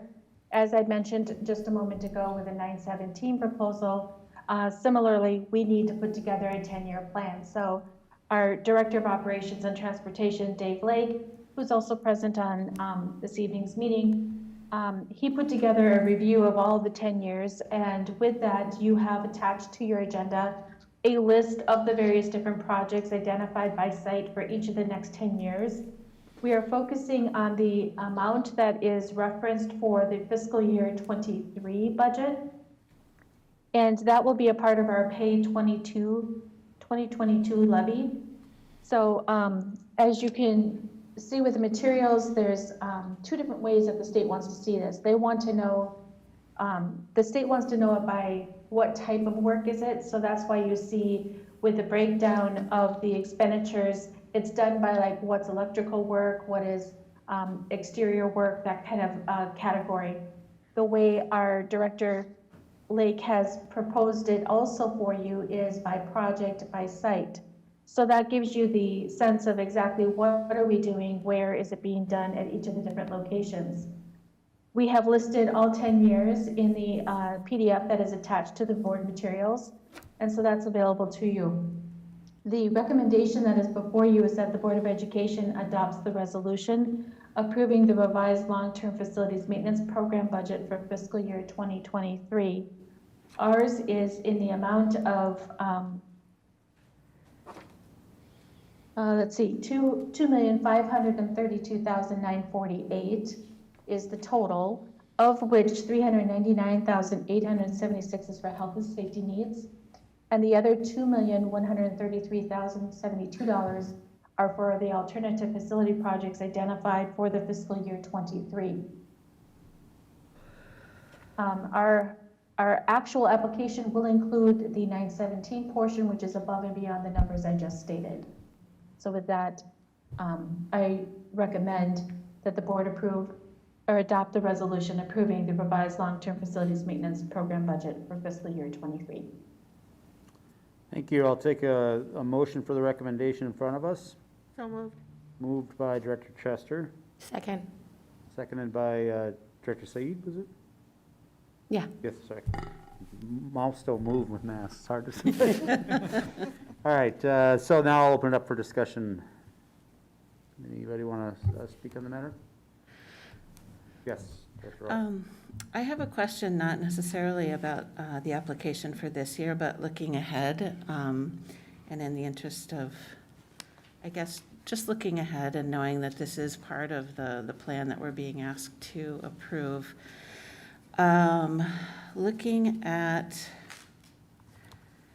the Diamond Head renovations that are proposed in FY24,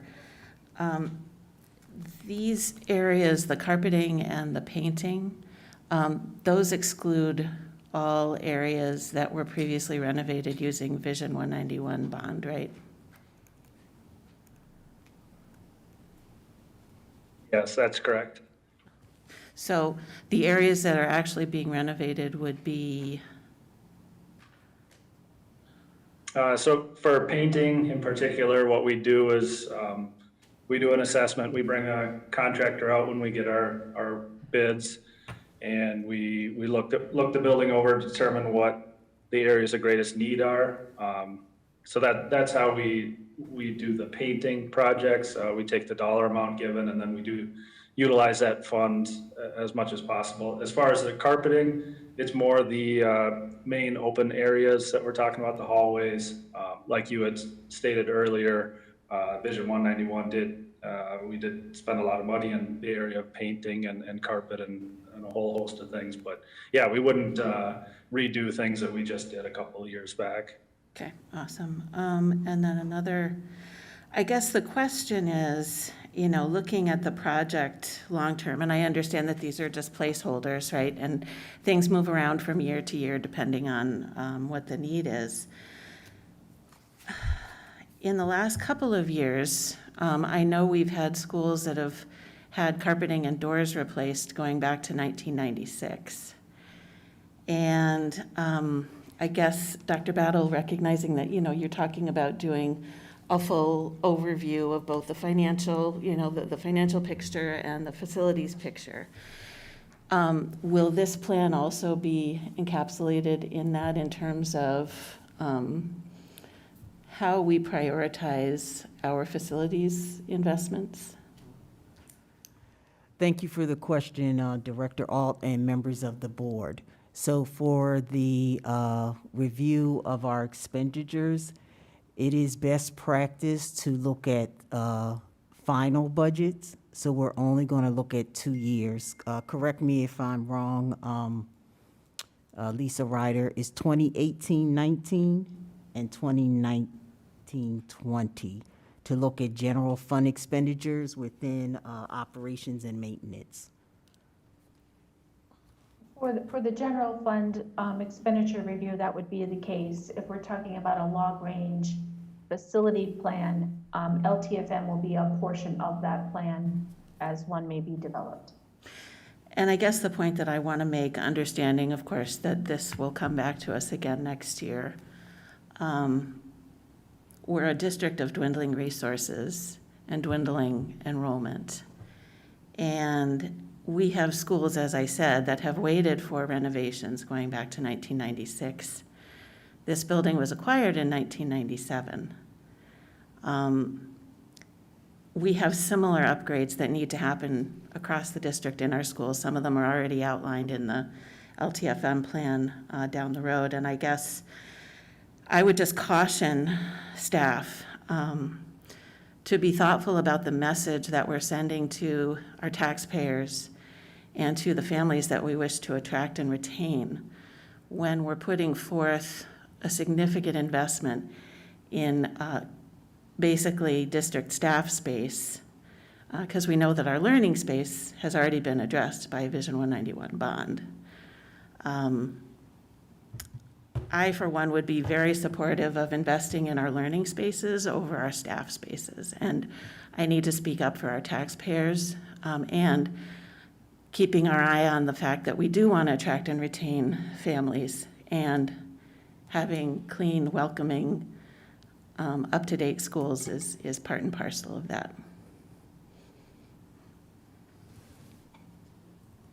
I would wholeheartely agree with you on that. For instance, when we talk about FY24 for Diamond Head, you'll notice there's a $1.2 million re-roofing project. The original roof is 1998 for Diamond Head, and we've been pushing that back for 4 years. 1.2 million is a huge amount of money, and I'm hopeful we can continue to push that back and then use that 1.2, just as you said, in the schools where we need it most. So that at that moment, that's a placeholder there. But as far as some of the other projects at Diamond Head, where you see system, EFS, and exterior painting, those are classroom areas. Those are where students are, where we have water intrusions coming through windows and things like that. So that is going straight to our students and not for staff, as you alluded. So I wholeheartedly agree with your point. Yeah, and I just want to be clear, of course, if we have to replace a roof, we need to replace a roof. There's, I know that I've seen that being pushed back, probably now 2 or 3 years. It's the cosmetic investments in a space like Diamond Head that already is a beautiful building, that I would prefer to see that going towards, our students' learning spaces. And thank you for letting me know that some of what's already in that FY24 budget is actually for learning spaces, because that's really where we need to focus ourselves in the near term. And just to add, Director Alt, thank you about the learning spaces. So at Diamond Head, we have our youngest learners, preschool here, as well as our adult basic education learners too. And as you know, we'll be moving more learners here with the BEST program. And so to keep an eye on that as well. Well, just point of clarification, our early childhood ABE and BEST already have those renovations covered. Those were, the first 2 were covered by Vision 191. It's a beautiful learning space. BEST, we've already talked about being covered by capital funds, so I'm putting that in a different bucket. Yes, and I think I was referring to the common spaces. So today we had the preschool recognition in the common space, which isn't, so Dave can correct me, that wasn't part of Vision 191. That's the plan, the kind of carpeting. So just wanted to make that note too, but thank you. Our schools are the core of our building, and yes, thank you. Okay, thank you. Any other comments or questions? All right, seeing none, Ms. Kenny, will you please call the roll? Aye. Aye. Aye. Aye. Aye. Aye. Aye. Motion in front of us passes unanimously. We will now move to next item, to approve Normandale Community College contract. Again, Lisa Ryder, Executive Director of Business Services. Thank you. This is a typical contract that comes to us once a year, as this is an annual agreement now that we have. This is with Normandale Community College for post-secondary enrollment option services for the 21-22 school year. This agreement is one that we also do with Inver Hills, but it is not coming forward to you at this time as they will present their contract to us in August.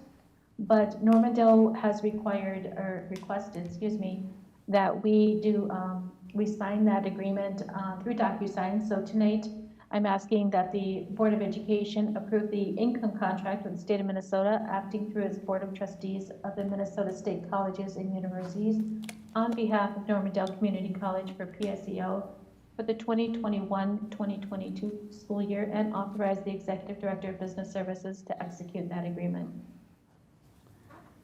All right, may I have a motion, please, for the recommendation in front of us? So moved. Moved by Director Chester, Second. seconded by Director Connor. I'll open up for any questions or comments. Okay, seeing none, Ms. Kenny, will you please call the roll? Aye. Aye. Aye. Aye. Aye. Aye. Aye. The motion passes unanimously. Next, we have, subject is to approve City of Burnsville Ice Arena lease, again with Lisa Ryder, Executive Director of Business Services. Thank you. It is that time of year. It's a little sooner than it has been in years past, but I think that's really simply just for the process at the city level. They have requested that we bring this forward to you for approval here in June. And this agreement is very similar in verbiage to that which has been approved this past school year. So there is some COVID language that you see reflected in here and continuing forward. We do know that the schedule that is attached is a schedule based upon the anticipated hours and days that we would utilize the ice arena. However, it has been noted that should, for example, we don't move into the finals and we do not need the ice rental as long in the season as what this agreement may call for, that then is basically a defined end time to our season by the Minnesota State High School League, and that then falls under that contract language, allowing us to remove those dates and not pay for them. And so, given the way the language reads, I just want to point that out because it doesn't hold us to all 463.25 hours of ice time that is recommended or reserved here, should we not use them at the end of the season, for example. So the information that you see within this agreement does call for 463.25 hours of ice time. The total estimated amount, should we use all of those hours, would be $110,336.25. The rate per hour has been increased to $10, so it's now $240 per hour. The hourly rate was last increased for the fiscal year 2020 contract. With that, the recommendation is that the Board of Education approves the Burnsville Ice Center rental agreement for the 2021-2022 school year in the estimated amount of $110,336.25 for the total of 463.25 hours of ice time. I will take a motion for the recommendation in front of us. So moved. Moved by Director Hume, Second. seconded by Director Werb. Questions or comments? Is this for the community or just the students? This is for the use by the high school varsity and junior varsity teams. Only? Boys and girls, I should say. Okay.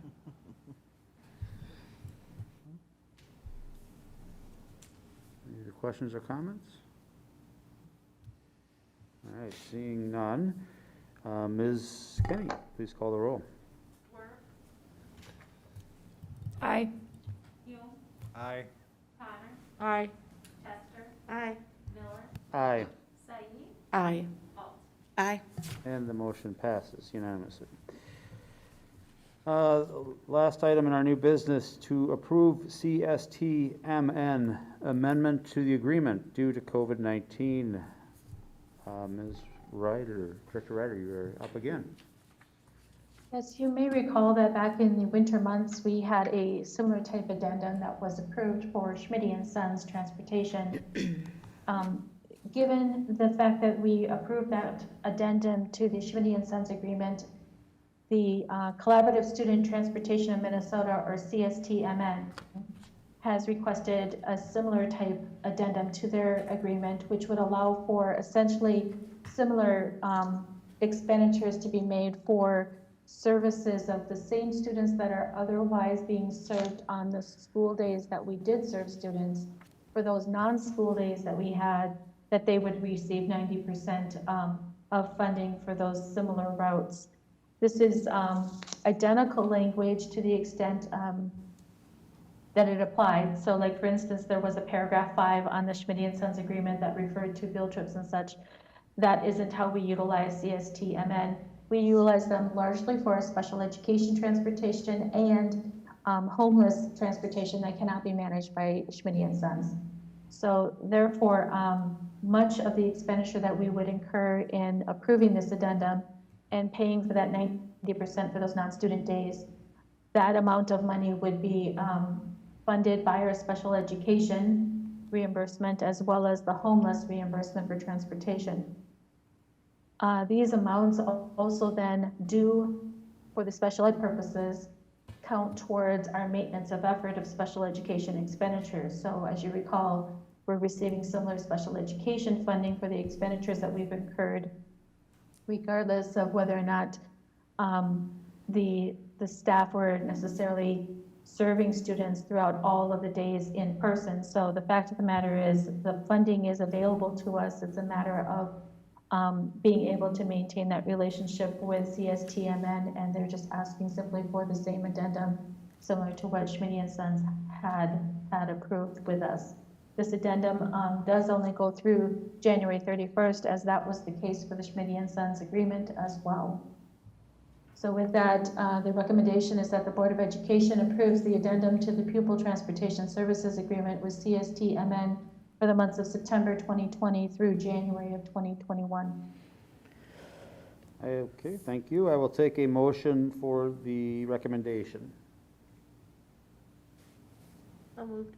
Moved by Director Chester, Second. seconded by Director Hume. Any questions or comments? Yes, Director Alt. Just one comment, recognizing, of course, that these are two different companies that we're dealing with.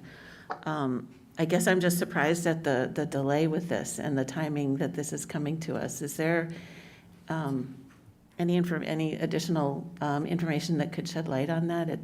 It seems a little late.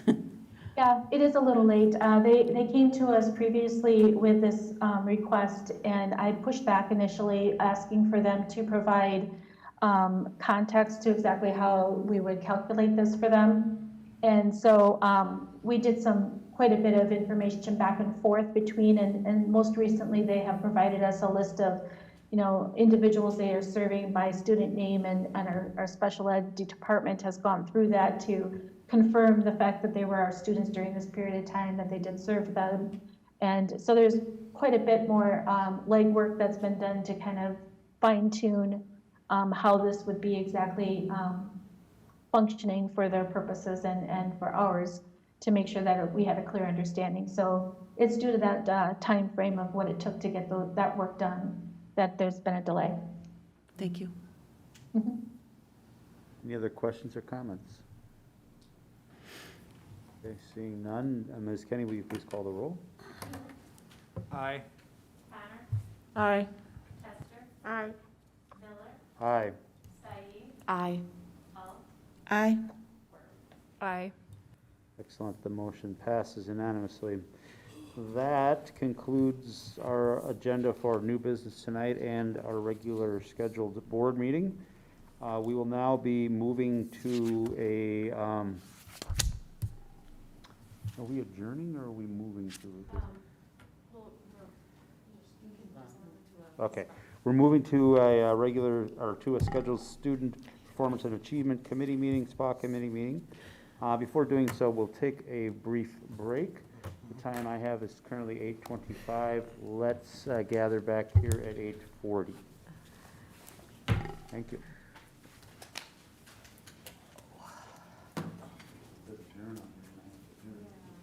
I wasn't sure.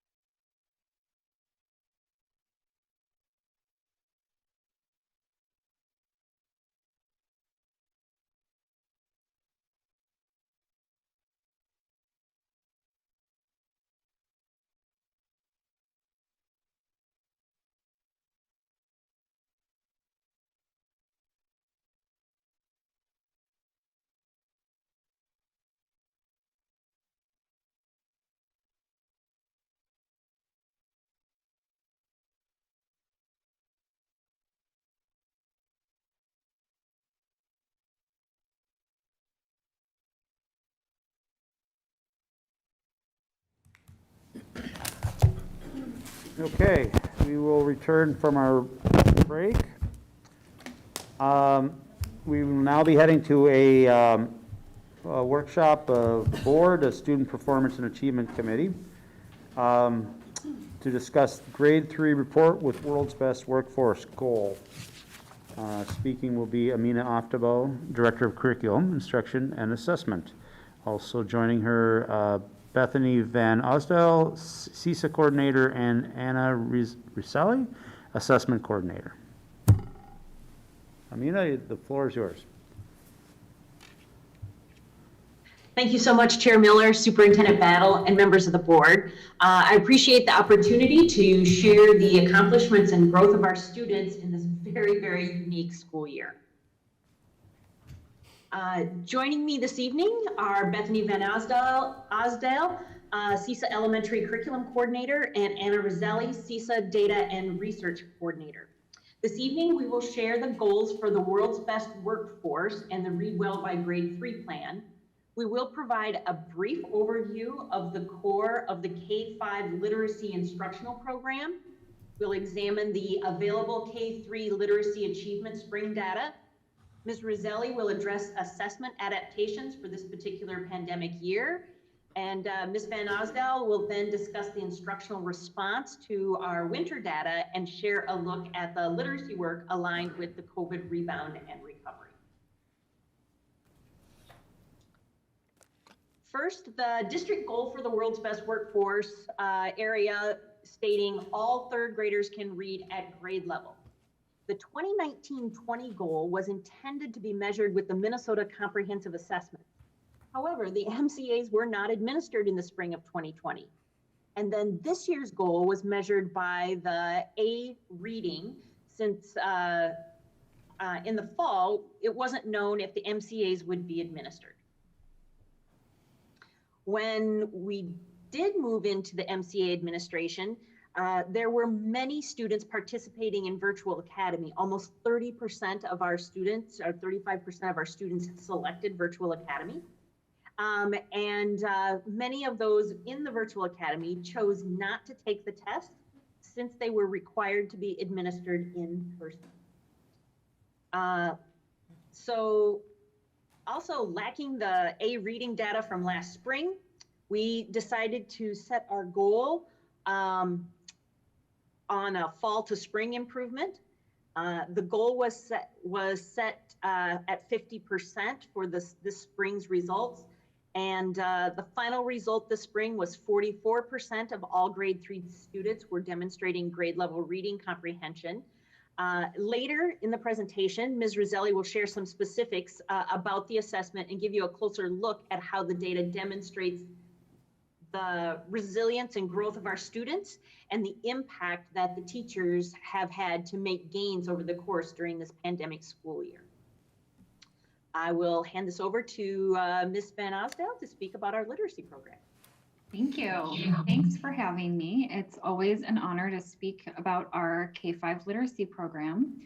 We wanted to give you an overview of what our core program looks like. And so what we have is we have the 5 pillars of reading. Across this continuum here, we have the levels that kids advance through in order to learn to read. So we start with phonemic awareness, phonics, and fluency. Those are considered our early literacy skills. And in our district, we have a program called Being a Reader. If you might click to advance the slide, that will pop up. Thank you. In K2, we have a program called Being a Reader.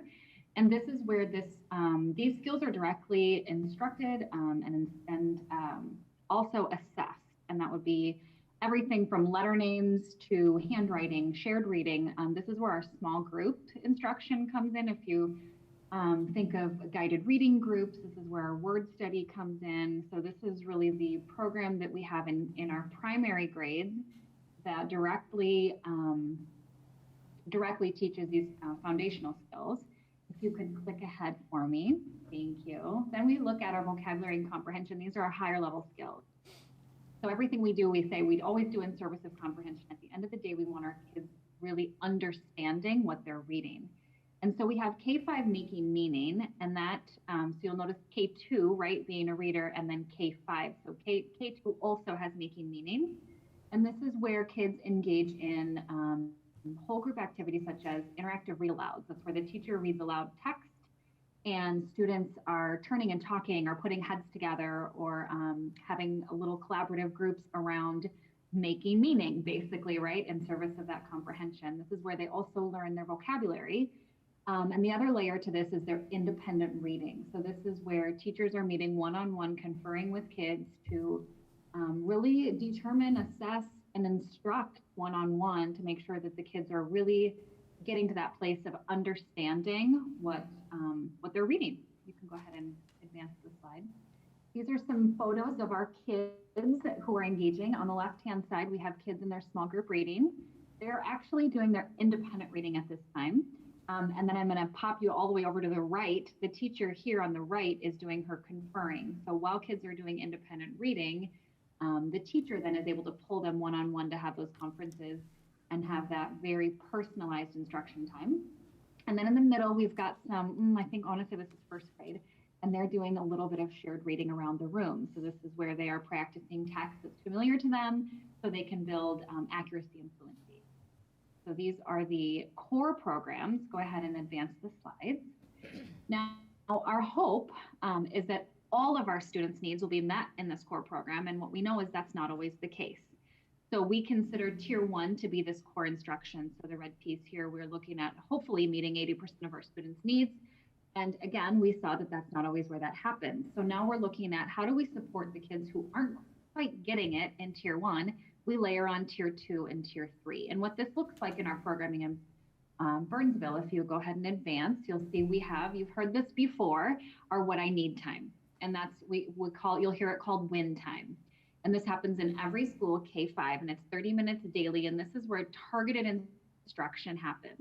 So once we identify what kids' individual needs are, we group them in specific groups in order to target either enrichment, in some cases intervention, which is what we're talking about here with tier 2 and tier 3. Data from our FAST data is used, which you'll hear Anna talk about in a minute. We use these to drive our decisions to make sure kids are in flexible groups. And then we monitor their progress to make sure that they are making gains towards being able to just have their needs met then in that tier 1. And that, I think I will pass to Anna.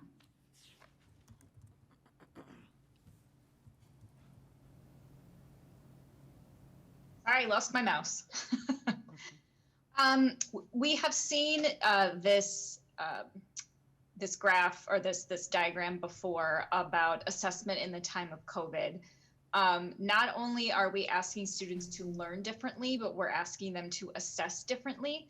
So these different bubbles really focus in on what some of those transitions or adjustments had to be and what a big shift that was in order to get useful and meaningful data for instructional purposes. So learning trajectories, we know were going to be different during COVID because of the dependency on different types of technology, internet service, online resources. All of these things had to be given to students in a hurry in the spring, and in the fall. Again, there was sort of a relearning of how we were going to set up school. There was a lot of volatility for families in general. The existing barriers around nutrition, transportation, stability at home were exacerbated by the COVID crisis. Remote testing then became a very new modality. One of the things that we've learned based on some NWEA map, which a lot of different assessment sources, look to the different companies about what they find based on their studies, is that remote testing really didn't change. There wasn't the issue with reliability and validity that they found, except in very young kids, which is something to keep in mind as we look at our kinders in our first grade. That type of remote testing, because it's done one-on-one, tended to have a lot more variability in its reliability and validity. And then the volatility of school, the transitions that we had amongst the learning models, transitions between teachers, how to actually do school in the classroom. A lot of our curriculum and Bethany can speak to this, is not set up for distance, for mouths being covered by masks. All these different things created, again, the volatility that we found in school. Despite that, our teachers, I felt, really just dug in and did what they needed to do. I know that there are many districts in the Twin Cities area that did not do the type of assessment that we did. So we were able to do a lot of instruction based on assessments that we were able to acquire during the COVID months. Next slide. So the assessment that we use and that we'll be reporting on today is the FastBridge. There's a suite, 3 assessments. Early reading teaches those pre-reading, early reading skills, letter naming, letter sounds. There's a composite score from 6 or 7 different assessments that are very short. The curriculum-based measurement, CBM, is fluency, which is the foundation for creating automaticity and we know assistant comprehension. And then there's the A reading assessment that measures comprehension and vocabulary. These benchmarks for these assessments change from fall to winter to spring. So the goal is to continue the progression to meet the benchmark to show that kids are on track for learning to read at their grade level. Next slide. So we will be reporting out on proficiency. So again, we know that from fall to spring, those goals change for students.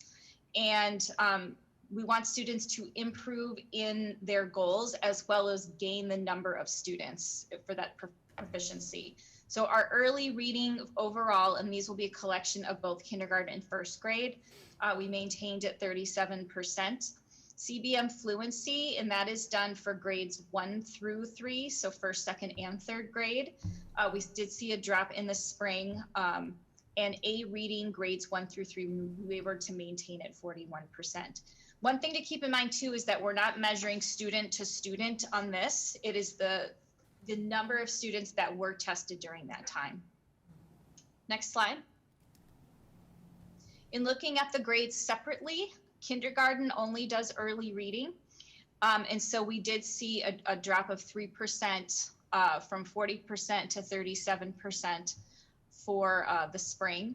Grade 1, it uses all 3 assessments. So their early reading and their CBM fluency and A reading did increase by anywhere from 2 to 7%, excuse me. Next slide. Grade 2, we saw CBM fluency and A reading. These are the assessments that grade 2 uses. We saw a slight drop in CBM fluency and we saw a slight rise in A reading. And the same thing for grade 3. CBM went down from 43 to 39%, but A reading went up from 43 to 45%. If we're going to disaggregate the data, we're looking at demographics. So if you see on the left side, we are split up by federal ethnicity. I just wanted to note that the American Indian population for grades K through 3 is very small. I believe it is under 20 students. So you're going to see a lot more volatile changes in that percentage, largely because even if it's 3 or 4 students, you're going to see a huge percentage shift in that. So our Asian students dropped slightly. Black and African American students were able to maintain. Latino. And keep in mind that the Latino population that we have is also a high L and a high pre-reduced lens population. They went from 23 to 21%. 2 or more identified race dropped slightly, and white students increased from 47 to 53%. We have on the right the A reading proficiency of our special groups. And so what we have is where the special education students started in the fall and where they ended in the spring. The graph next to it is based on the general education, so students who are not special education. English learner status went from 17% to 14%, and we compare that with our non-English learner status, so that would be native speakers, from 53 to 52%. So one of the things that I think about as as the data coordinator is, what does this mean regarding shifts? One of the things that I think is important is when you look at proficiency, you're only looking at how the group either rose or dropped. But I think one of the important things that we think about as instructional leaders is, are different pieces of instruction and curriculum, are they working? So curriculum for tier 1, we want to make sure that students are maintaining proficiency. But when we think about interventions, but those are our tier 2, we want to know if our students who are not proficient are gaining proficiency.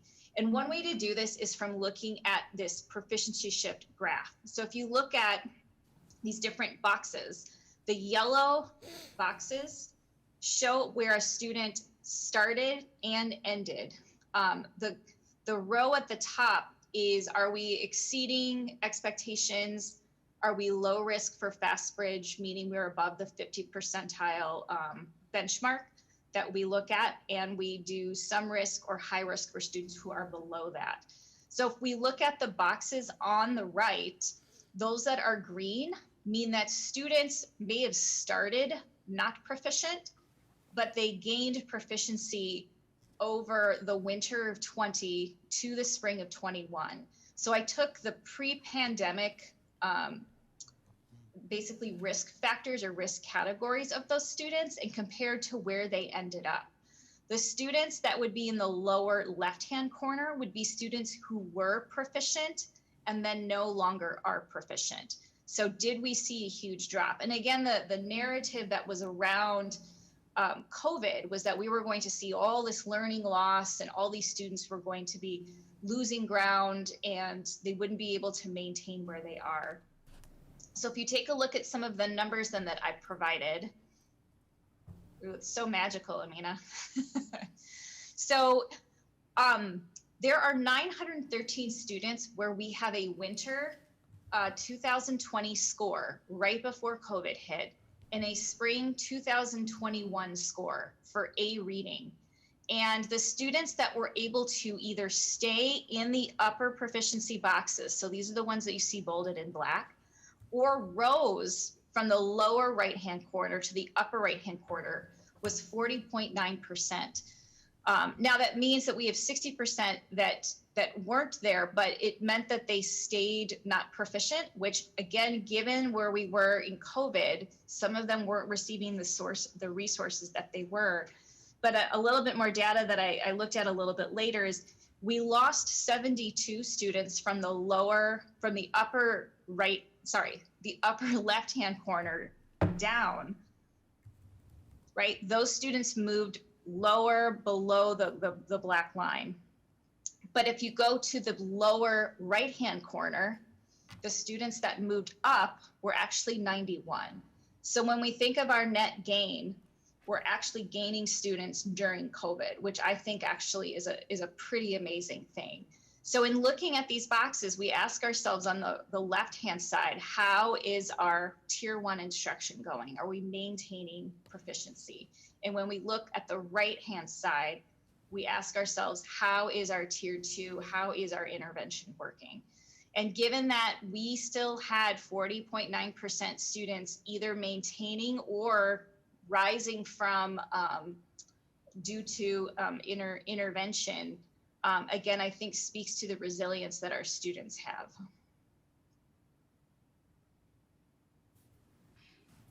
So we had the pleasure of meeting with you a few months ago to talk about how our world changed in education, right? I think we all remember where we were when we started getting the emails that schools were going to be closing last March. And for our teachers, they immediately had to flip everything that they were doing. And so we wanted to just take a pause and just kind of refresh exactly how that looked for our elementary folks, especially K-3. None of our curriculum is designed to be taught via virtually, right? And so overnight, our teachers had to start building that. And we spoke to, if you go back just one second, Amina, we spoke to how there was never a question around these values. There was never if we continue to lean into standards, or we continue to seek to engage each student, or we continue to build relationships, we continue to be guided by data, or insist on being student-centered. It was always a question of how. And so when we look at literacy, now go ahead, Mina, thank you. Now when we look at literacy and what we had to do, well, yes, we were back in person for the recent months. A large majority of the year, students were flipping back and forth between virtual and in person. And so if you go ahead and click, Amina, we had to figure out how to teach exactly what I shared with you a few slides ago, how to teach synchronous lessons around making meaning. And that's building comprehension for students and teaching vocabulary, how to do our interventions. And teachers did these things still virtually. They modified them, they created very innovative ways to still teach these standards-based direct instruction. Go ahead, Amina. They figured out ways to teach that small group reading, right? And I think that shows, I think to Anna's point, we didn't see a large drop, and we were able to, for the most part, maintain. One thing that stuck out to me as I've worked with this literacy program and our teachers for a very long time now is fluency tends to be something that we do struggle with, even pre-COVID. So those were some of the areas that you saw go down in K1, 1, 2, 3. And so that's something that we have always worked to kind of intervene on fluency. Go ahead, Amina. And then finally, again, that independent reading time. And this is where that fluency really comes into play, is when kids are reading, they say, put miles on their tongues, right? As much as they can read. And so with our kids virtually, that was hard sometimes for teachers to know if and when they were doing that independent reading. Go ahead, Amina. So all of that being said, we look ahead and we take what we know is that we not only survived, right, but we were able to thrive with some students, and our teachers, I would say, need to be commended for everything that they were able to do to keep kids from falling far behind. And yet, I say that knowing we've got a lot of work to do, and our teachers and principals know that and are committed. So here are some things that we're looking ahead to as we address this data. So we are, Jason shared with you earlier, going to have continued phonics instruction for K1 in summer school, and that will be done through the Being a Reader program. And so we'll be able to continue that aligned systematic phonics instruction for our K1 students there. We will be looking at literacy coaching in our CT meetings, our collaborative team meetings. This is where our grade levels meet, and they will be meeting monthly with our trainers from our literacy program to really look at getting back to basics in our implementation. So we know that we have a very strong, very effective program when implemented with fidelity. And we also know that we have absolutely had to adjust and tweak and modify things because of our current reality. And so now we want to get back to basics. So through those collaborative team meetings, they will be looking at formative assessments and really looking to see if what they're teaching is landing. So are the students learning what they need to be learning?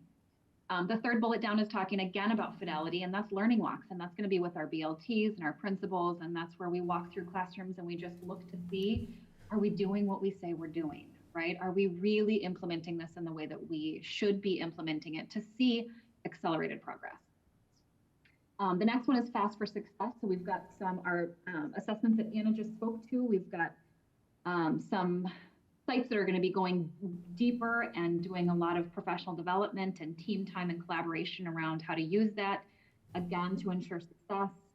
We also have a kindergarten phonics pilot. So knowing that early intervention, right, is really what we want to try to build into our kindergarten team. Harriet Bishop is going to pilot a phonics program so that we can hopefully find another tool to keep in our toolbox, right, for that phonics instruction.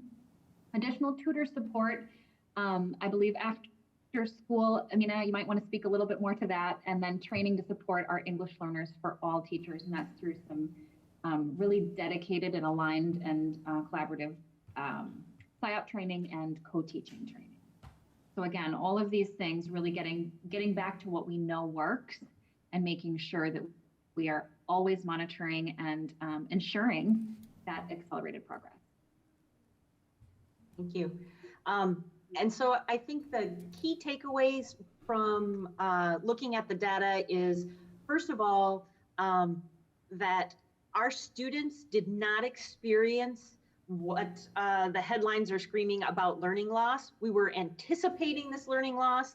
We were looking at it, but when you see the scores of, 40% to 40% or 40 to 41%, you're looking at students who are growing a full year's growth. That means because the benchmarks shift and grow at each point, so what's proficient for a third grader in the fall increases to what's proficient for a third grader in the winter, and that increases to what is proficient for a third grader in the spring. And so those targets continue to increase. So a student who is proficient in the spring or in the fall and continues to be proficient in the spring has maintained their level of more than maintained it, they have demonstrated a year's worth of typical growth. So they didn't fall behind, they continued to grow. We still see areas where we want more accelerated growth, more than 1 year's worth of growth within the year, but we are looking at students who have had their learning models shifted. We are looking at students who had their teachers shifted. We are looking at students who were experiencing external factors, all of those things, and still their teachers stepped up to the plate and were able to deliver instruction and personalization so our students could make that year's worth of growth. And so it is the people of District 191, the staff, who really stepped forward and said, we can make this work, we can create learning environments for our students. Looking forward, we know we have, the recovery and rebound that needs to happen. We need to recalibrate our expectations for fidelity of instruction. We need to increase our intervention for students, and we need to continue to hone our own skills and improve our abilities to deliver that instruction. And so with the leadership of Anna and Bethany, I think we've really laid out a powerful 2-year rebound and recovery plan.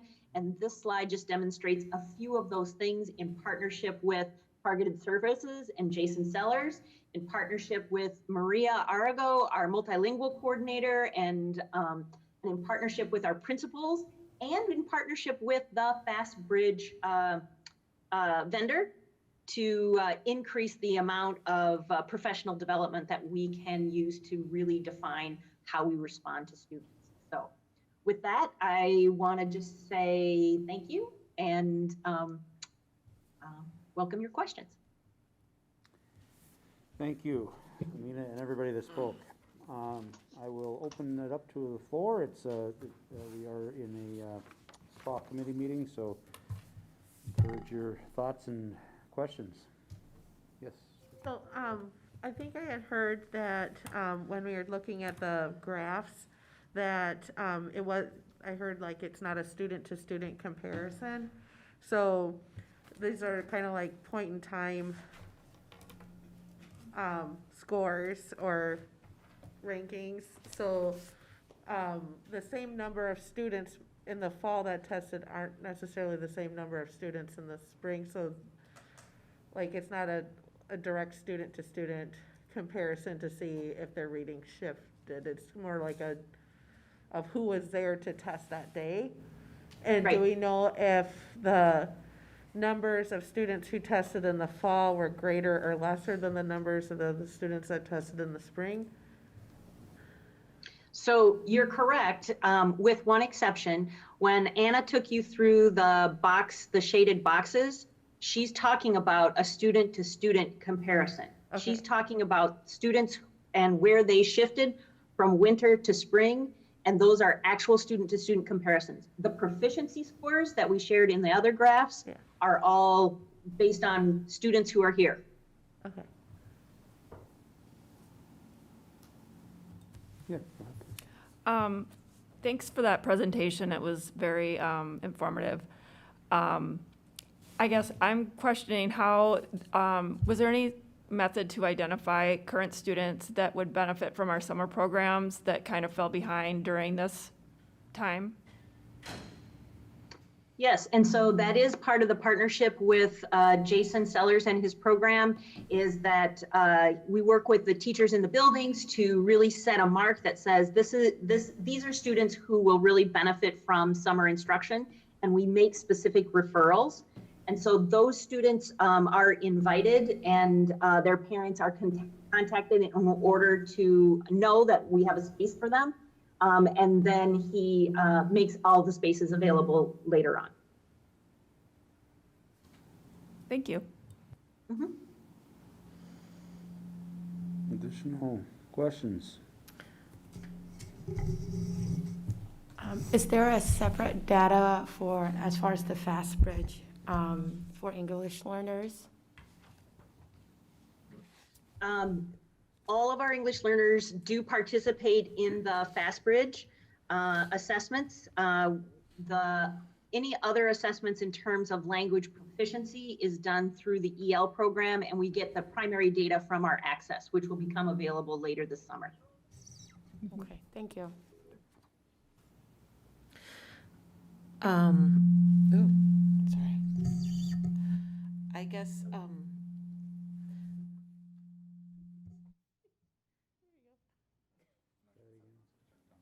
okay. Oh, wait.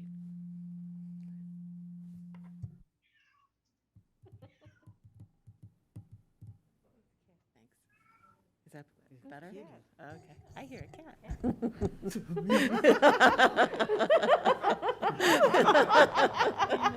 Sorry, Amina. I really appreciated the conversation around win time, and it just reminded me when we piloted win, I don't know if it was 3 or 4 years ago, and just to hear that it's now in all of our elementary schools, it really seemed like a powerful program at the time, and knowing that all of our elementary students now have access to that, it just, I think it, and the description that you and Bethany provided really makes me feel reassured about how we're using that time.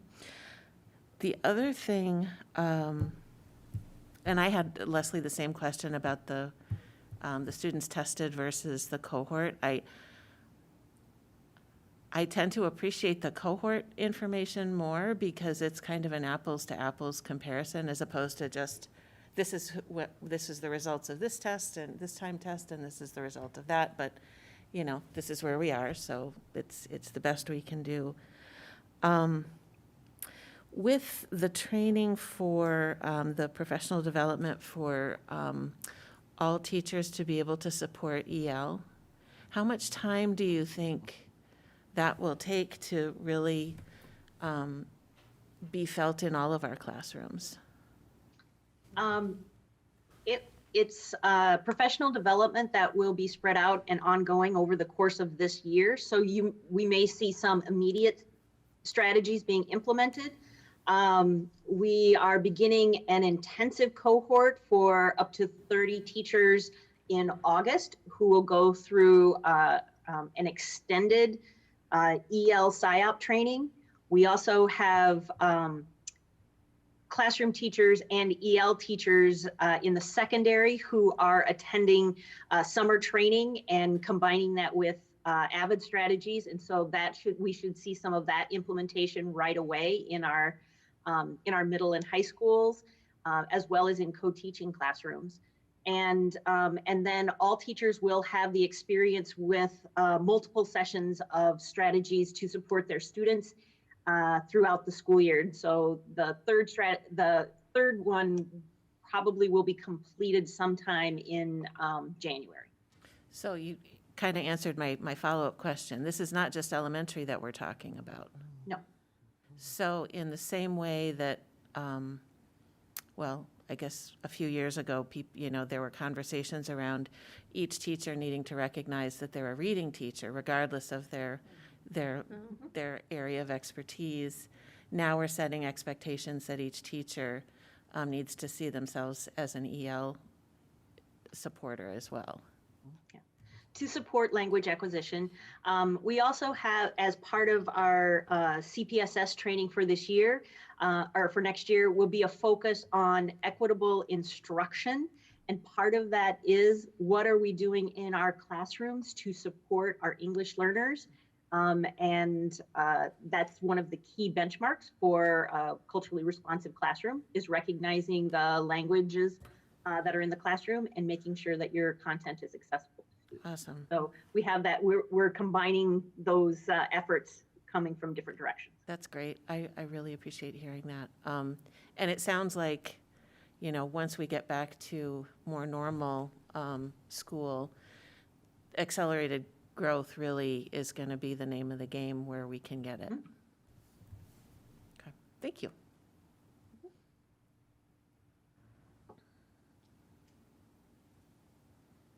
No, no more. Well, thank you, everybody, for your time this evening. Appreciate putting the work in to get this presentation ready. Thank you very much. Okay, with that, we are going to adjourn to a workshop now. We're going to be discussing a few items around goals and priorities. So, the first item tonight is to discuss at least the initial list of proposed board priorities. Is Stacy still joining us, or did he pop out? Okay. I think he is. Stacy, are you still present? Yes, I am. Excellent. So I'm going to need to lean on you a little bit on this. So can you give us an overview of the term board priorities, especially since we have some relatively new members present? First, we'll start with that. About 4 years ago, 2 contracts ago with the teachers, we negotiated some language as we were addressing unrequested leaves of absences or furloughs with teachers, a way in which the board could protect certain programs where different certifications or other types of training was required to protect those programs, pathway programs, college and school programs, a number of different areas where additional training or certifications were required, that seniority in and of itself wouldn't destroy the programs if we had to do layoffs. So we came up with the ability to do board priorities. We do those every August so that everybody knows going into the school year what positions, what priorities the board has. That way it doesn't feel like in the spring somehow there's shenanigans or cherry picking as to who's staying, who's going. Everybody knows on the front end and can plan accordingly. Thank you. So in practical application, for instance, you know, if seniority rules and such required the layoff, we wouldn't necessarily want to lay off the one master automotive technician we have, or the culinary program, because that role is much harder to fill than another maybe. So then, Stacy, I'll ask, what is, unless it's like a massive list, what is our current list of board priorities? Do you have that available, or? I do. There's 2, 4, 6, 7, 8, 9, 10 different items to kind of read through. Is that? No, maybe just an overview. Can you manage that? A lot of it is, again, it's around different pathway programs, our culinary pathway, engineering pathway, healthcare pathway, concurrent enrollment type programs, CTE programs, education pathways, AP, college and schools type of pathways and courses, welding, and auto body, intro to consumer art, automotive pathways, construction pathways, and then dean's positions that are fall under TOSAs. Okay. So this, we're having this conversation tonight because it's on the board planning document for this period of time. as Stacy intimated, it's a little bit early in that he needs to make decisions in August, but we don't meet in July. So I anticipate this, unless I'm wrong, this is going to be a fairly rapid conversation tonight. But really what I wanted to do is just get everybody familiar with the concept. Stacy, I'd pose the last question to you at this point, is if there's anything we need to know about that might be out of what historically we've done to date. Anything you're anticipating that would be something we should be discussing as a board priority that we isn't on the list currently? At this time, I'm not, I don't have any other recommendations to bring. Again, we are continually looking at a number of different things, whether we need to protect them, can we protect them? If we do want to protect them, how can we go about doing it in a way that is objective? Certifications, licensures, etc. At this time, I don't have anything that we're going to add, but we got 2 months till August as well. Okay, and I would open it up to the floor if there's anybody that wants to comment or have any input on this topic this time.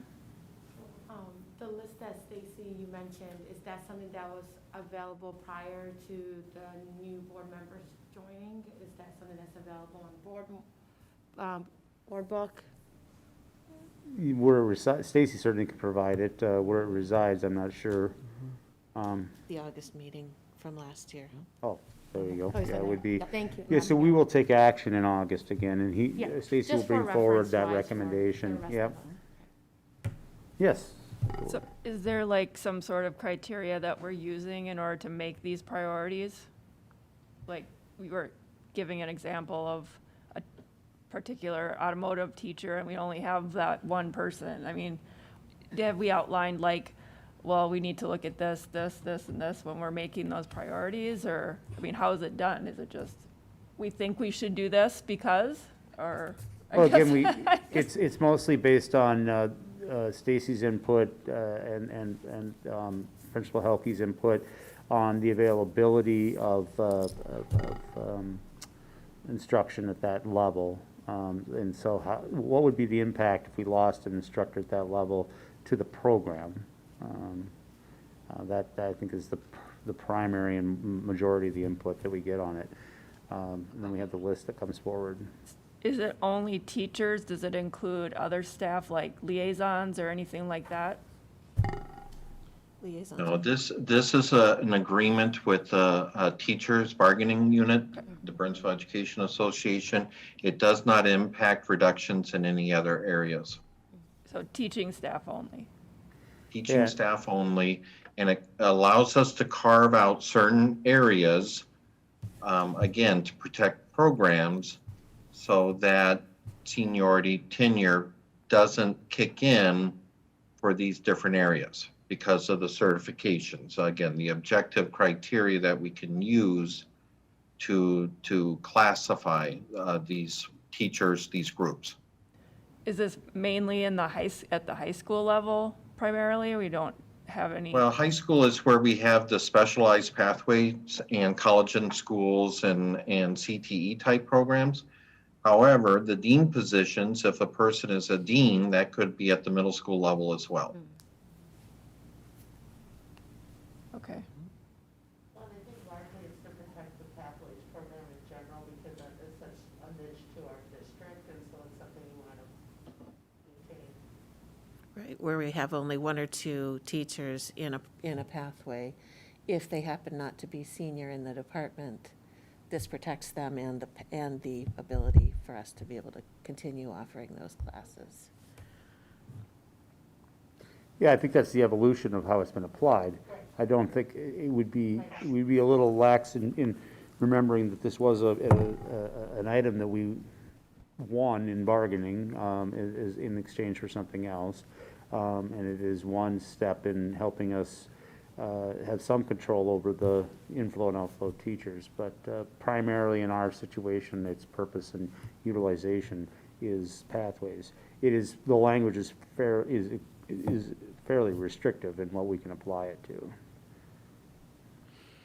And I guess my only request, Stacy, is that, if you identify any adds that you want to make to that, recommend to the list, that we be given the opportunity to, have a workshop in August before we take formal action to discuss any changes.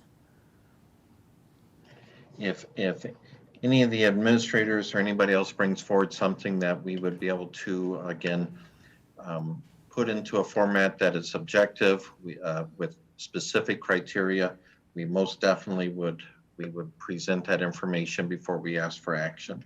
Great, thank you. Okay, no further questions around the matter? Okay. Thank you, Stacy. The next item we were going to discuss a little bit about tonight was board goals. I believe last year was, well, yeah, I know for a fact last year was the first time that we had board goals. We went through a process of creation of those. Just to remind us Director Earl helped me out. I believe the 3 goals we had was the onboarding, the board members as ambassadors, and the strategic plan, aligning our work to the strategic plan. Yes. So we are come again time, much like probably are at your employer. It's time to do those goals again.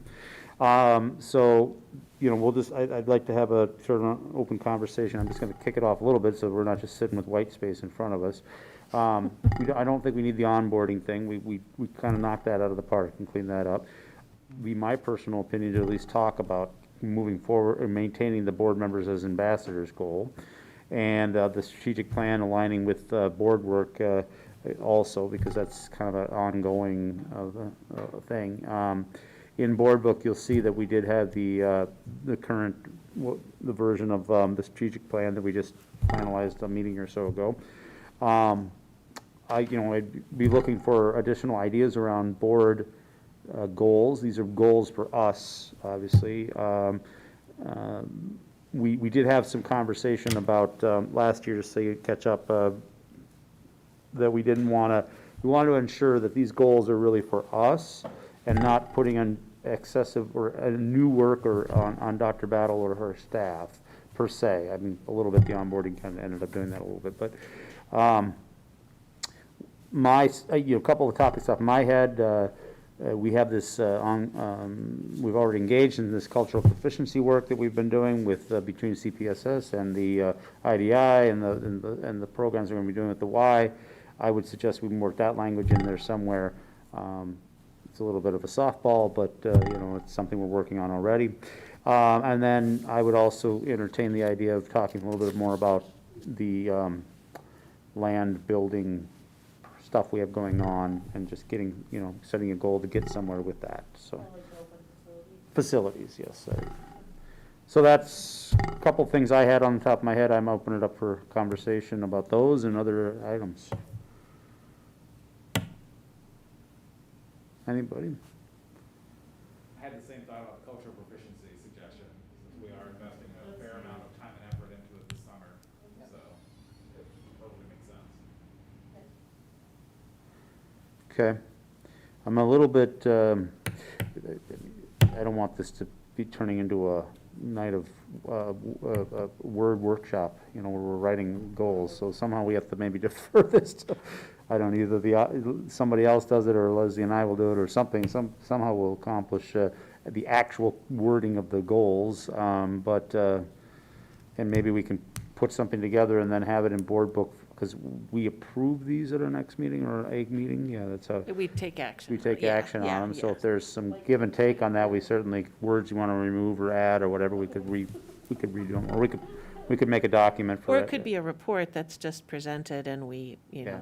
generally But comment. the actual creation, we could get a document going, and then they could be available for editing. But let's get back to the point of, so that are we in agreement? The cultural proficiency one seems like a apt thing to add to the list. So we're in agreement, we're striking the onboarding one, probably. I mean, that documentation is done and in place. You guys have no idea what you benefited from that. I agree. With next year being an election year, we may want to revisit it in a year. Yeah, Okay. good In point. advance of an election, in case we get another Okay. several new members. Yeah, and then you guys can obviously offer a mountain of insight, having been through it and experienced what we produced, so. But for the time being, we will strike it. I'm fine with not doing it this year. All right, And in terms of cultural proficiency, if we start with the core values, the statement that's in the core values, and kind of apply that to us, that might be an easy starting point. Oh, instead of like our school community, say like we as a school board will work to understand our assumptions and biases, making a commitment to value and manage social uniqueness and adapt to education to meet the needs of each student. Done. Leslie to write our goals. There he goes. all right.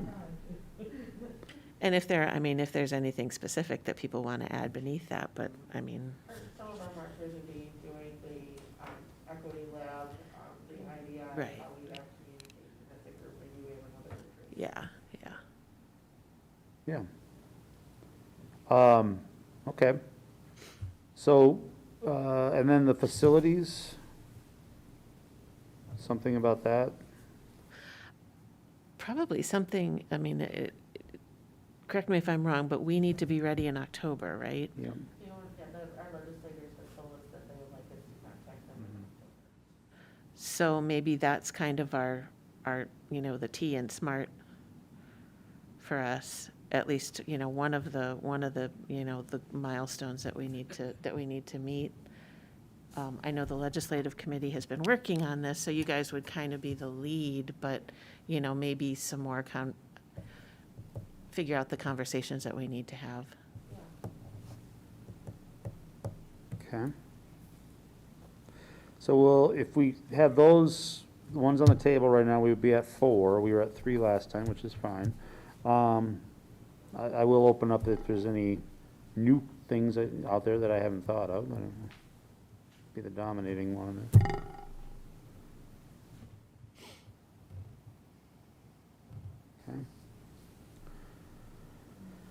Okay.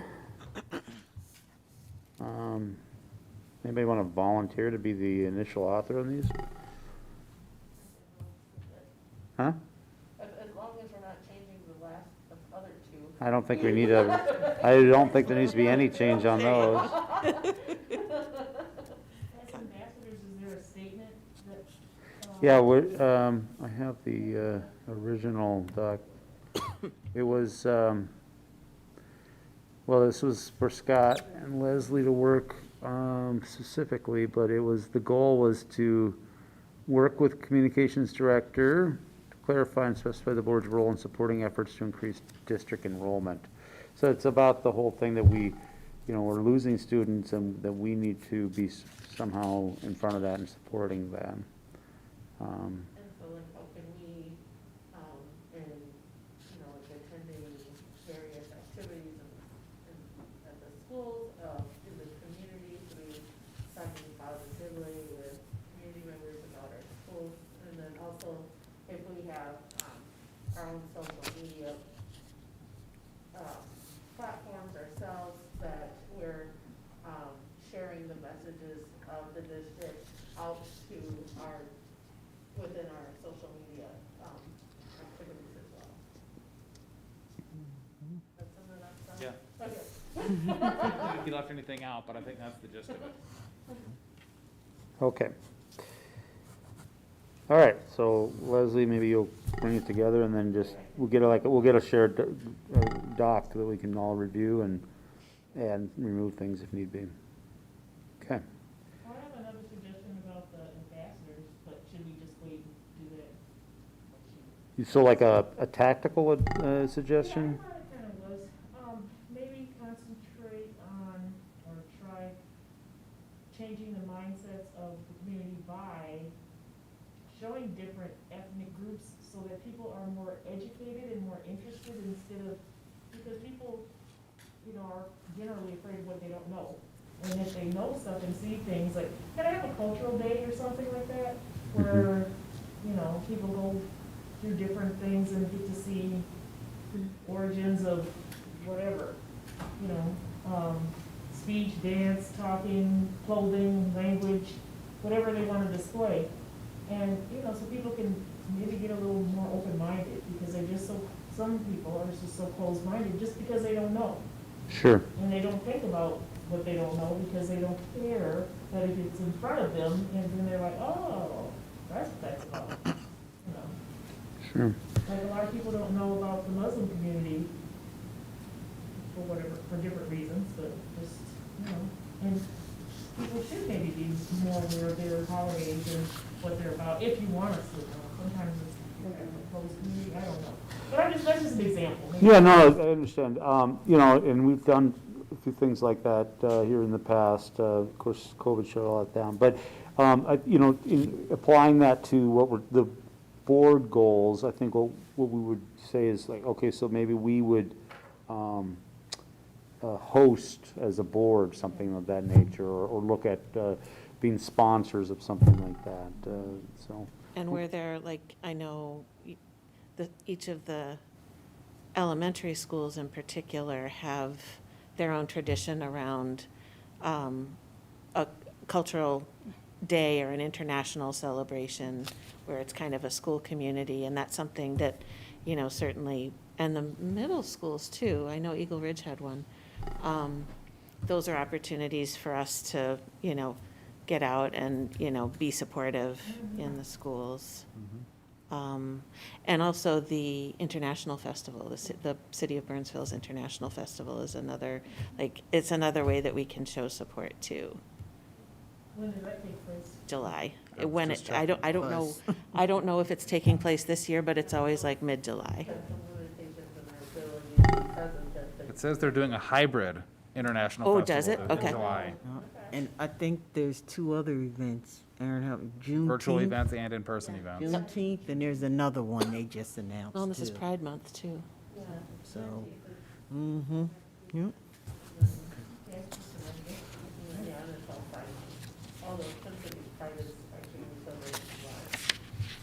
But just in general, us being present in these type of events, I think can carry a lot of weight, and word gets around.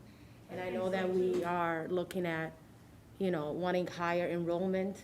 And I know within the Somali community, words get around really fast. And if they see one of us at one of the activities or events, it really translates in a very positive way. As far as, for instance, Eid coming up, I think sometime in August or September. And I know the YMCA tends to do a lot of events around that time, and just being mindful of that. Because like I said, just the little things, honestly, that can carry big weight in certain community as mine. Well, and now that things are starting to open up, I was just looking at my notes from when we did this last summer, and everything's like, once schools reopen, track how many visits the board members are making to schools, and track community events we're going to. And so far, for most of us, it's been zero. Right, yeah, totally. Now, I've been to 2 graduations this week, and those are probably my first 2 events that I've gone to as a school board member in a year and a half. Right. And So- it's important for people, you know, whether it's, you know, the graduations or the school events. It's important for us to be out there so that they know we're not just sitting in here making decisions. Right. I'll never forget the first time I ran, a teacher telling me that members of the board who are no longer on the board had not been in a school in 10 years, which I can believe. And I was just shocked. And a part of it is because I still had a kid in elementary school at the time, so I couldn't imagine not being in school every week. But yeah, but now that I've been in it, I can see how easy it would be to get detached, having. Oh, yeah. So I think it's really important that as things are opening up, that we are finding the time, making the time to get in And when some we are able communities feel to. it more than others. What's that? Some communities feel more than others. that Sure. They're, you know, they're not being seen, or they're not interacting with one of us or whatnot. Right. And they seem to really appreciate when they do see us. I mean, I've had so many teachers thank us for coming to their graduation. It's like, wow, okay. I think everybody's just so happy to like see. Yeah, people. yeah. It makes a big difference. It does, yeah. And there's always something, at least I know depending on the event, I bring something back here, right, to the work. It's not just appearances. It's, you know, getting in conversation with people and hearing them, you know, good, bad, and, you know, Right. good, bad, and indifferent. Mhm. Okay, you know, share with me what you're thinking, and that's kind of something that I bring back here. Yep, because we're here as a community. The community is the families, and the families are the parents of the students, and, you know, so it all connects. And we're for the students, we gotta know, we gotta connect. Okay. We will move that forward. And then finally, Dr. Battle. Yes, so thank you. So I put forward 2 personal development goals, and I was greatly influenced by our first retreat with the YMCA, and looking forward to the rest of our interaction with the YMCA. So the first goal actually is related to getting to that highest level on the continuum of cultural competency, and that's adaptation. And in adaptation, they really talk about you can link your knowledge, your own knowledge of your culture, with other cultures, and to have that shifting perspectives.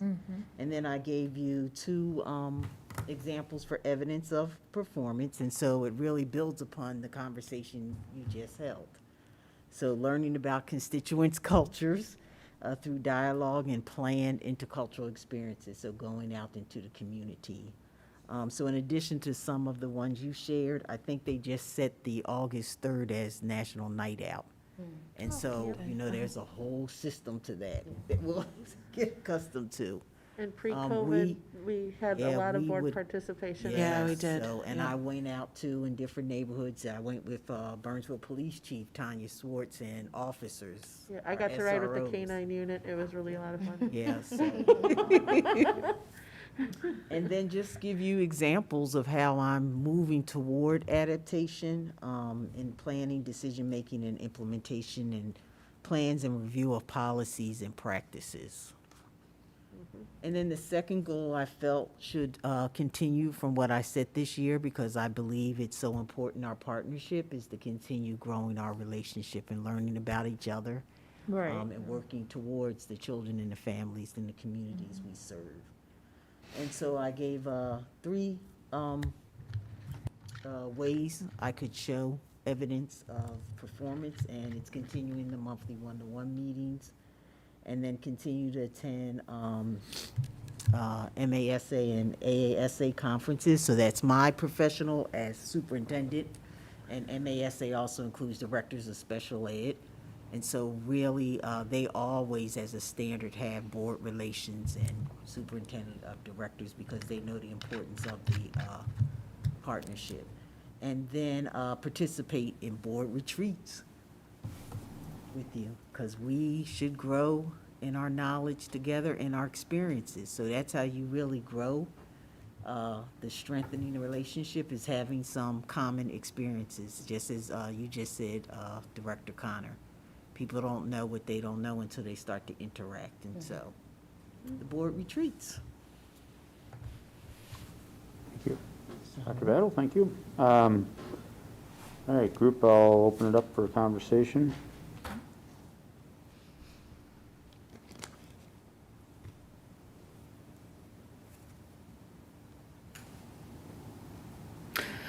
I think the first goal makes complete sense, and I really like the fact that, you know, we just came up with our own goal on cultural proficiency, because then we're in alignment, you know, together, and that kind of feeds into the second goal as well.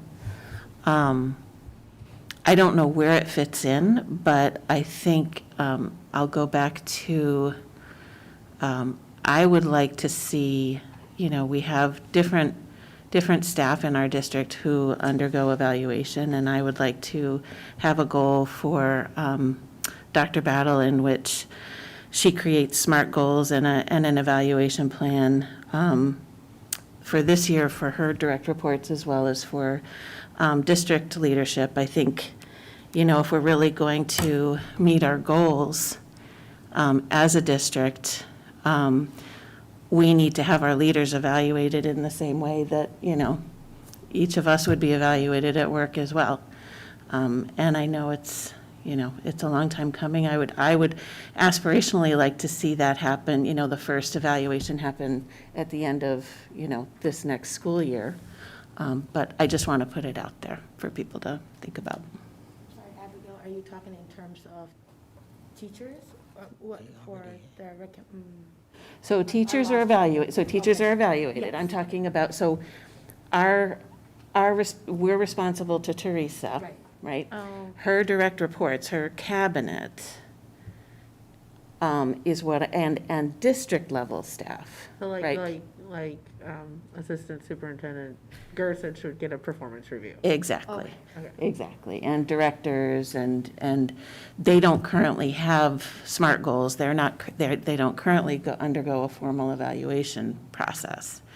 And I think that would really make a difference for us in terms of people knowing, okay, specifically, this is what I'm going to be evaluated on. And we do it elsewhere in the district, so I think it just makes sense.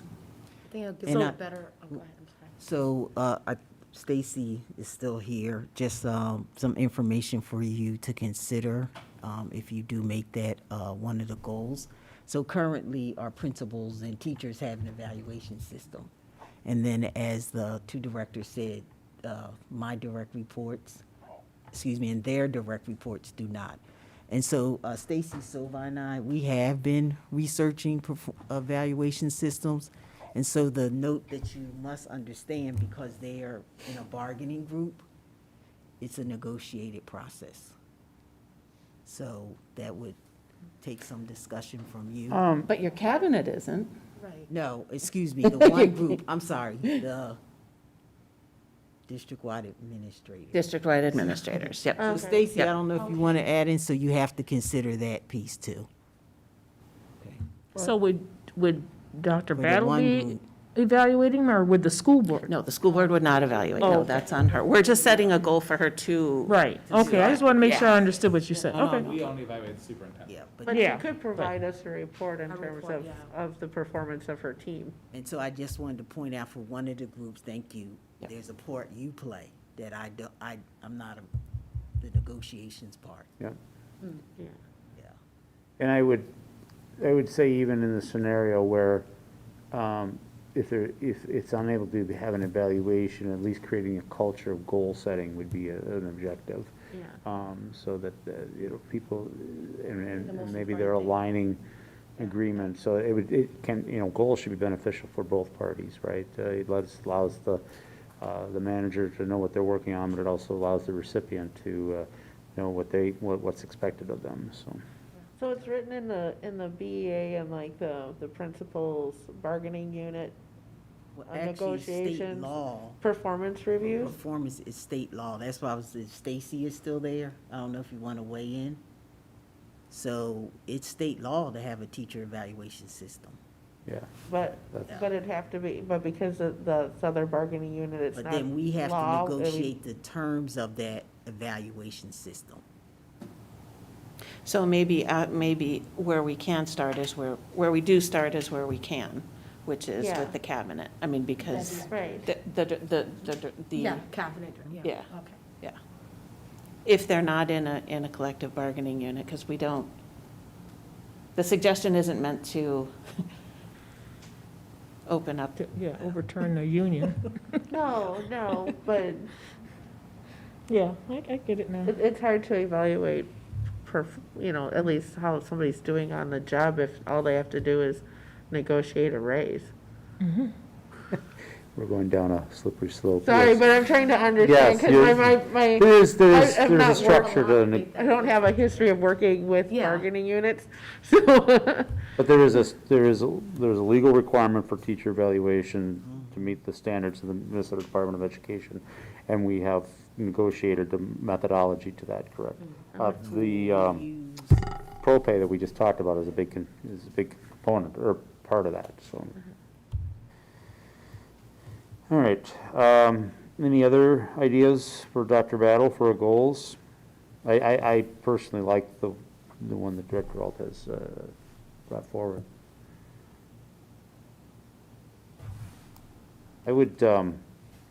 venture the idea of something that is fairly tactical. I know the dashboard, for instance, is something that we've been looking for, setting the expectation, something like that, that's something that gets done, so that sometimes some of these things can be nebulous in their interpretation, because Dr. Battle is something that can be accomplished black and white, it's either done or not, or Well, isn't the caveat. dashboard included in your strategic plan goal for FY '22? So if you look at the MSBA, now do I have the tool in front of me? Yeah. Strategic plan is one of those. The dashboard might be included. I And mean, so if it that is would be one included of in the that, we can, examples of meeting that goal. or we can just strip it out and make it its I think own. it's in the governance. Bring Because the dashboard is something that definitely Okay, needs. all right, well then, Yeah. unless there's something else we can think of, I think that's a good one. can you raise graduation rates? Just kidding, I'm not gonna make that a goal for you. But it actually is really tied to how we're going to use some of the ESSER funds. Yeah. So to deal with that, because we think there's been an impact to that. So, yep, more to come. Yes. All right, are we then agreed that the 3 would be the goals for Dr. Battle? We might want to double check on that dashboard though, right? I mean, is that, just make sure that that is Yeah, part I of the don't have the tool in MSBA? front of me, but I Okay. think it's in that MSBA, so you could have it there in the MSB one. Okay. Also, like if we're evaluating on all 25 factors again. Yeah, so if it you shows up do there. that again, yeah, or you can Okay. pick the ones that have the strategic plan embedded. All right, I'd like to shorten the 25. all right, any The final 25? thoughts? You have it Evening? complete. All right, another long day and evening, but thank you. It's better than being outside. We're done, thank you. Okay, thank you.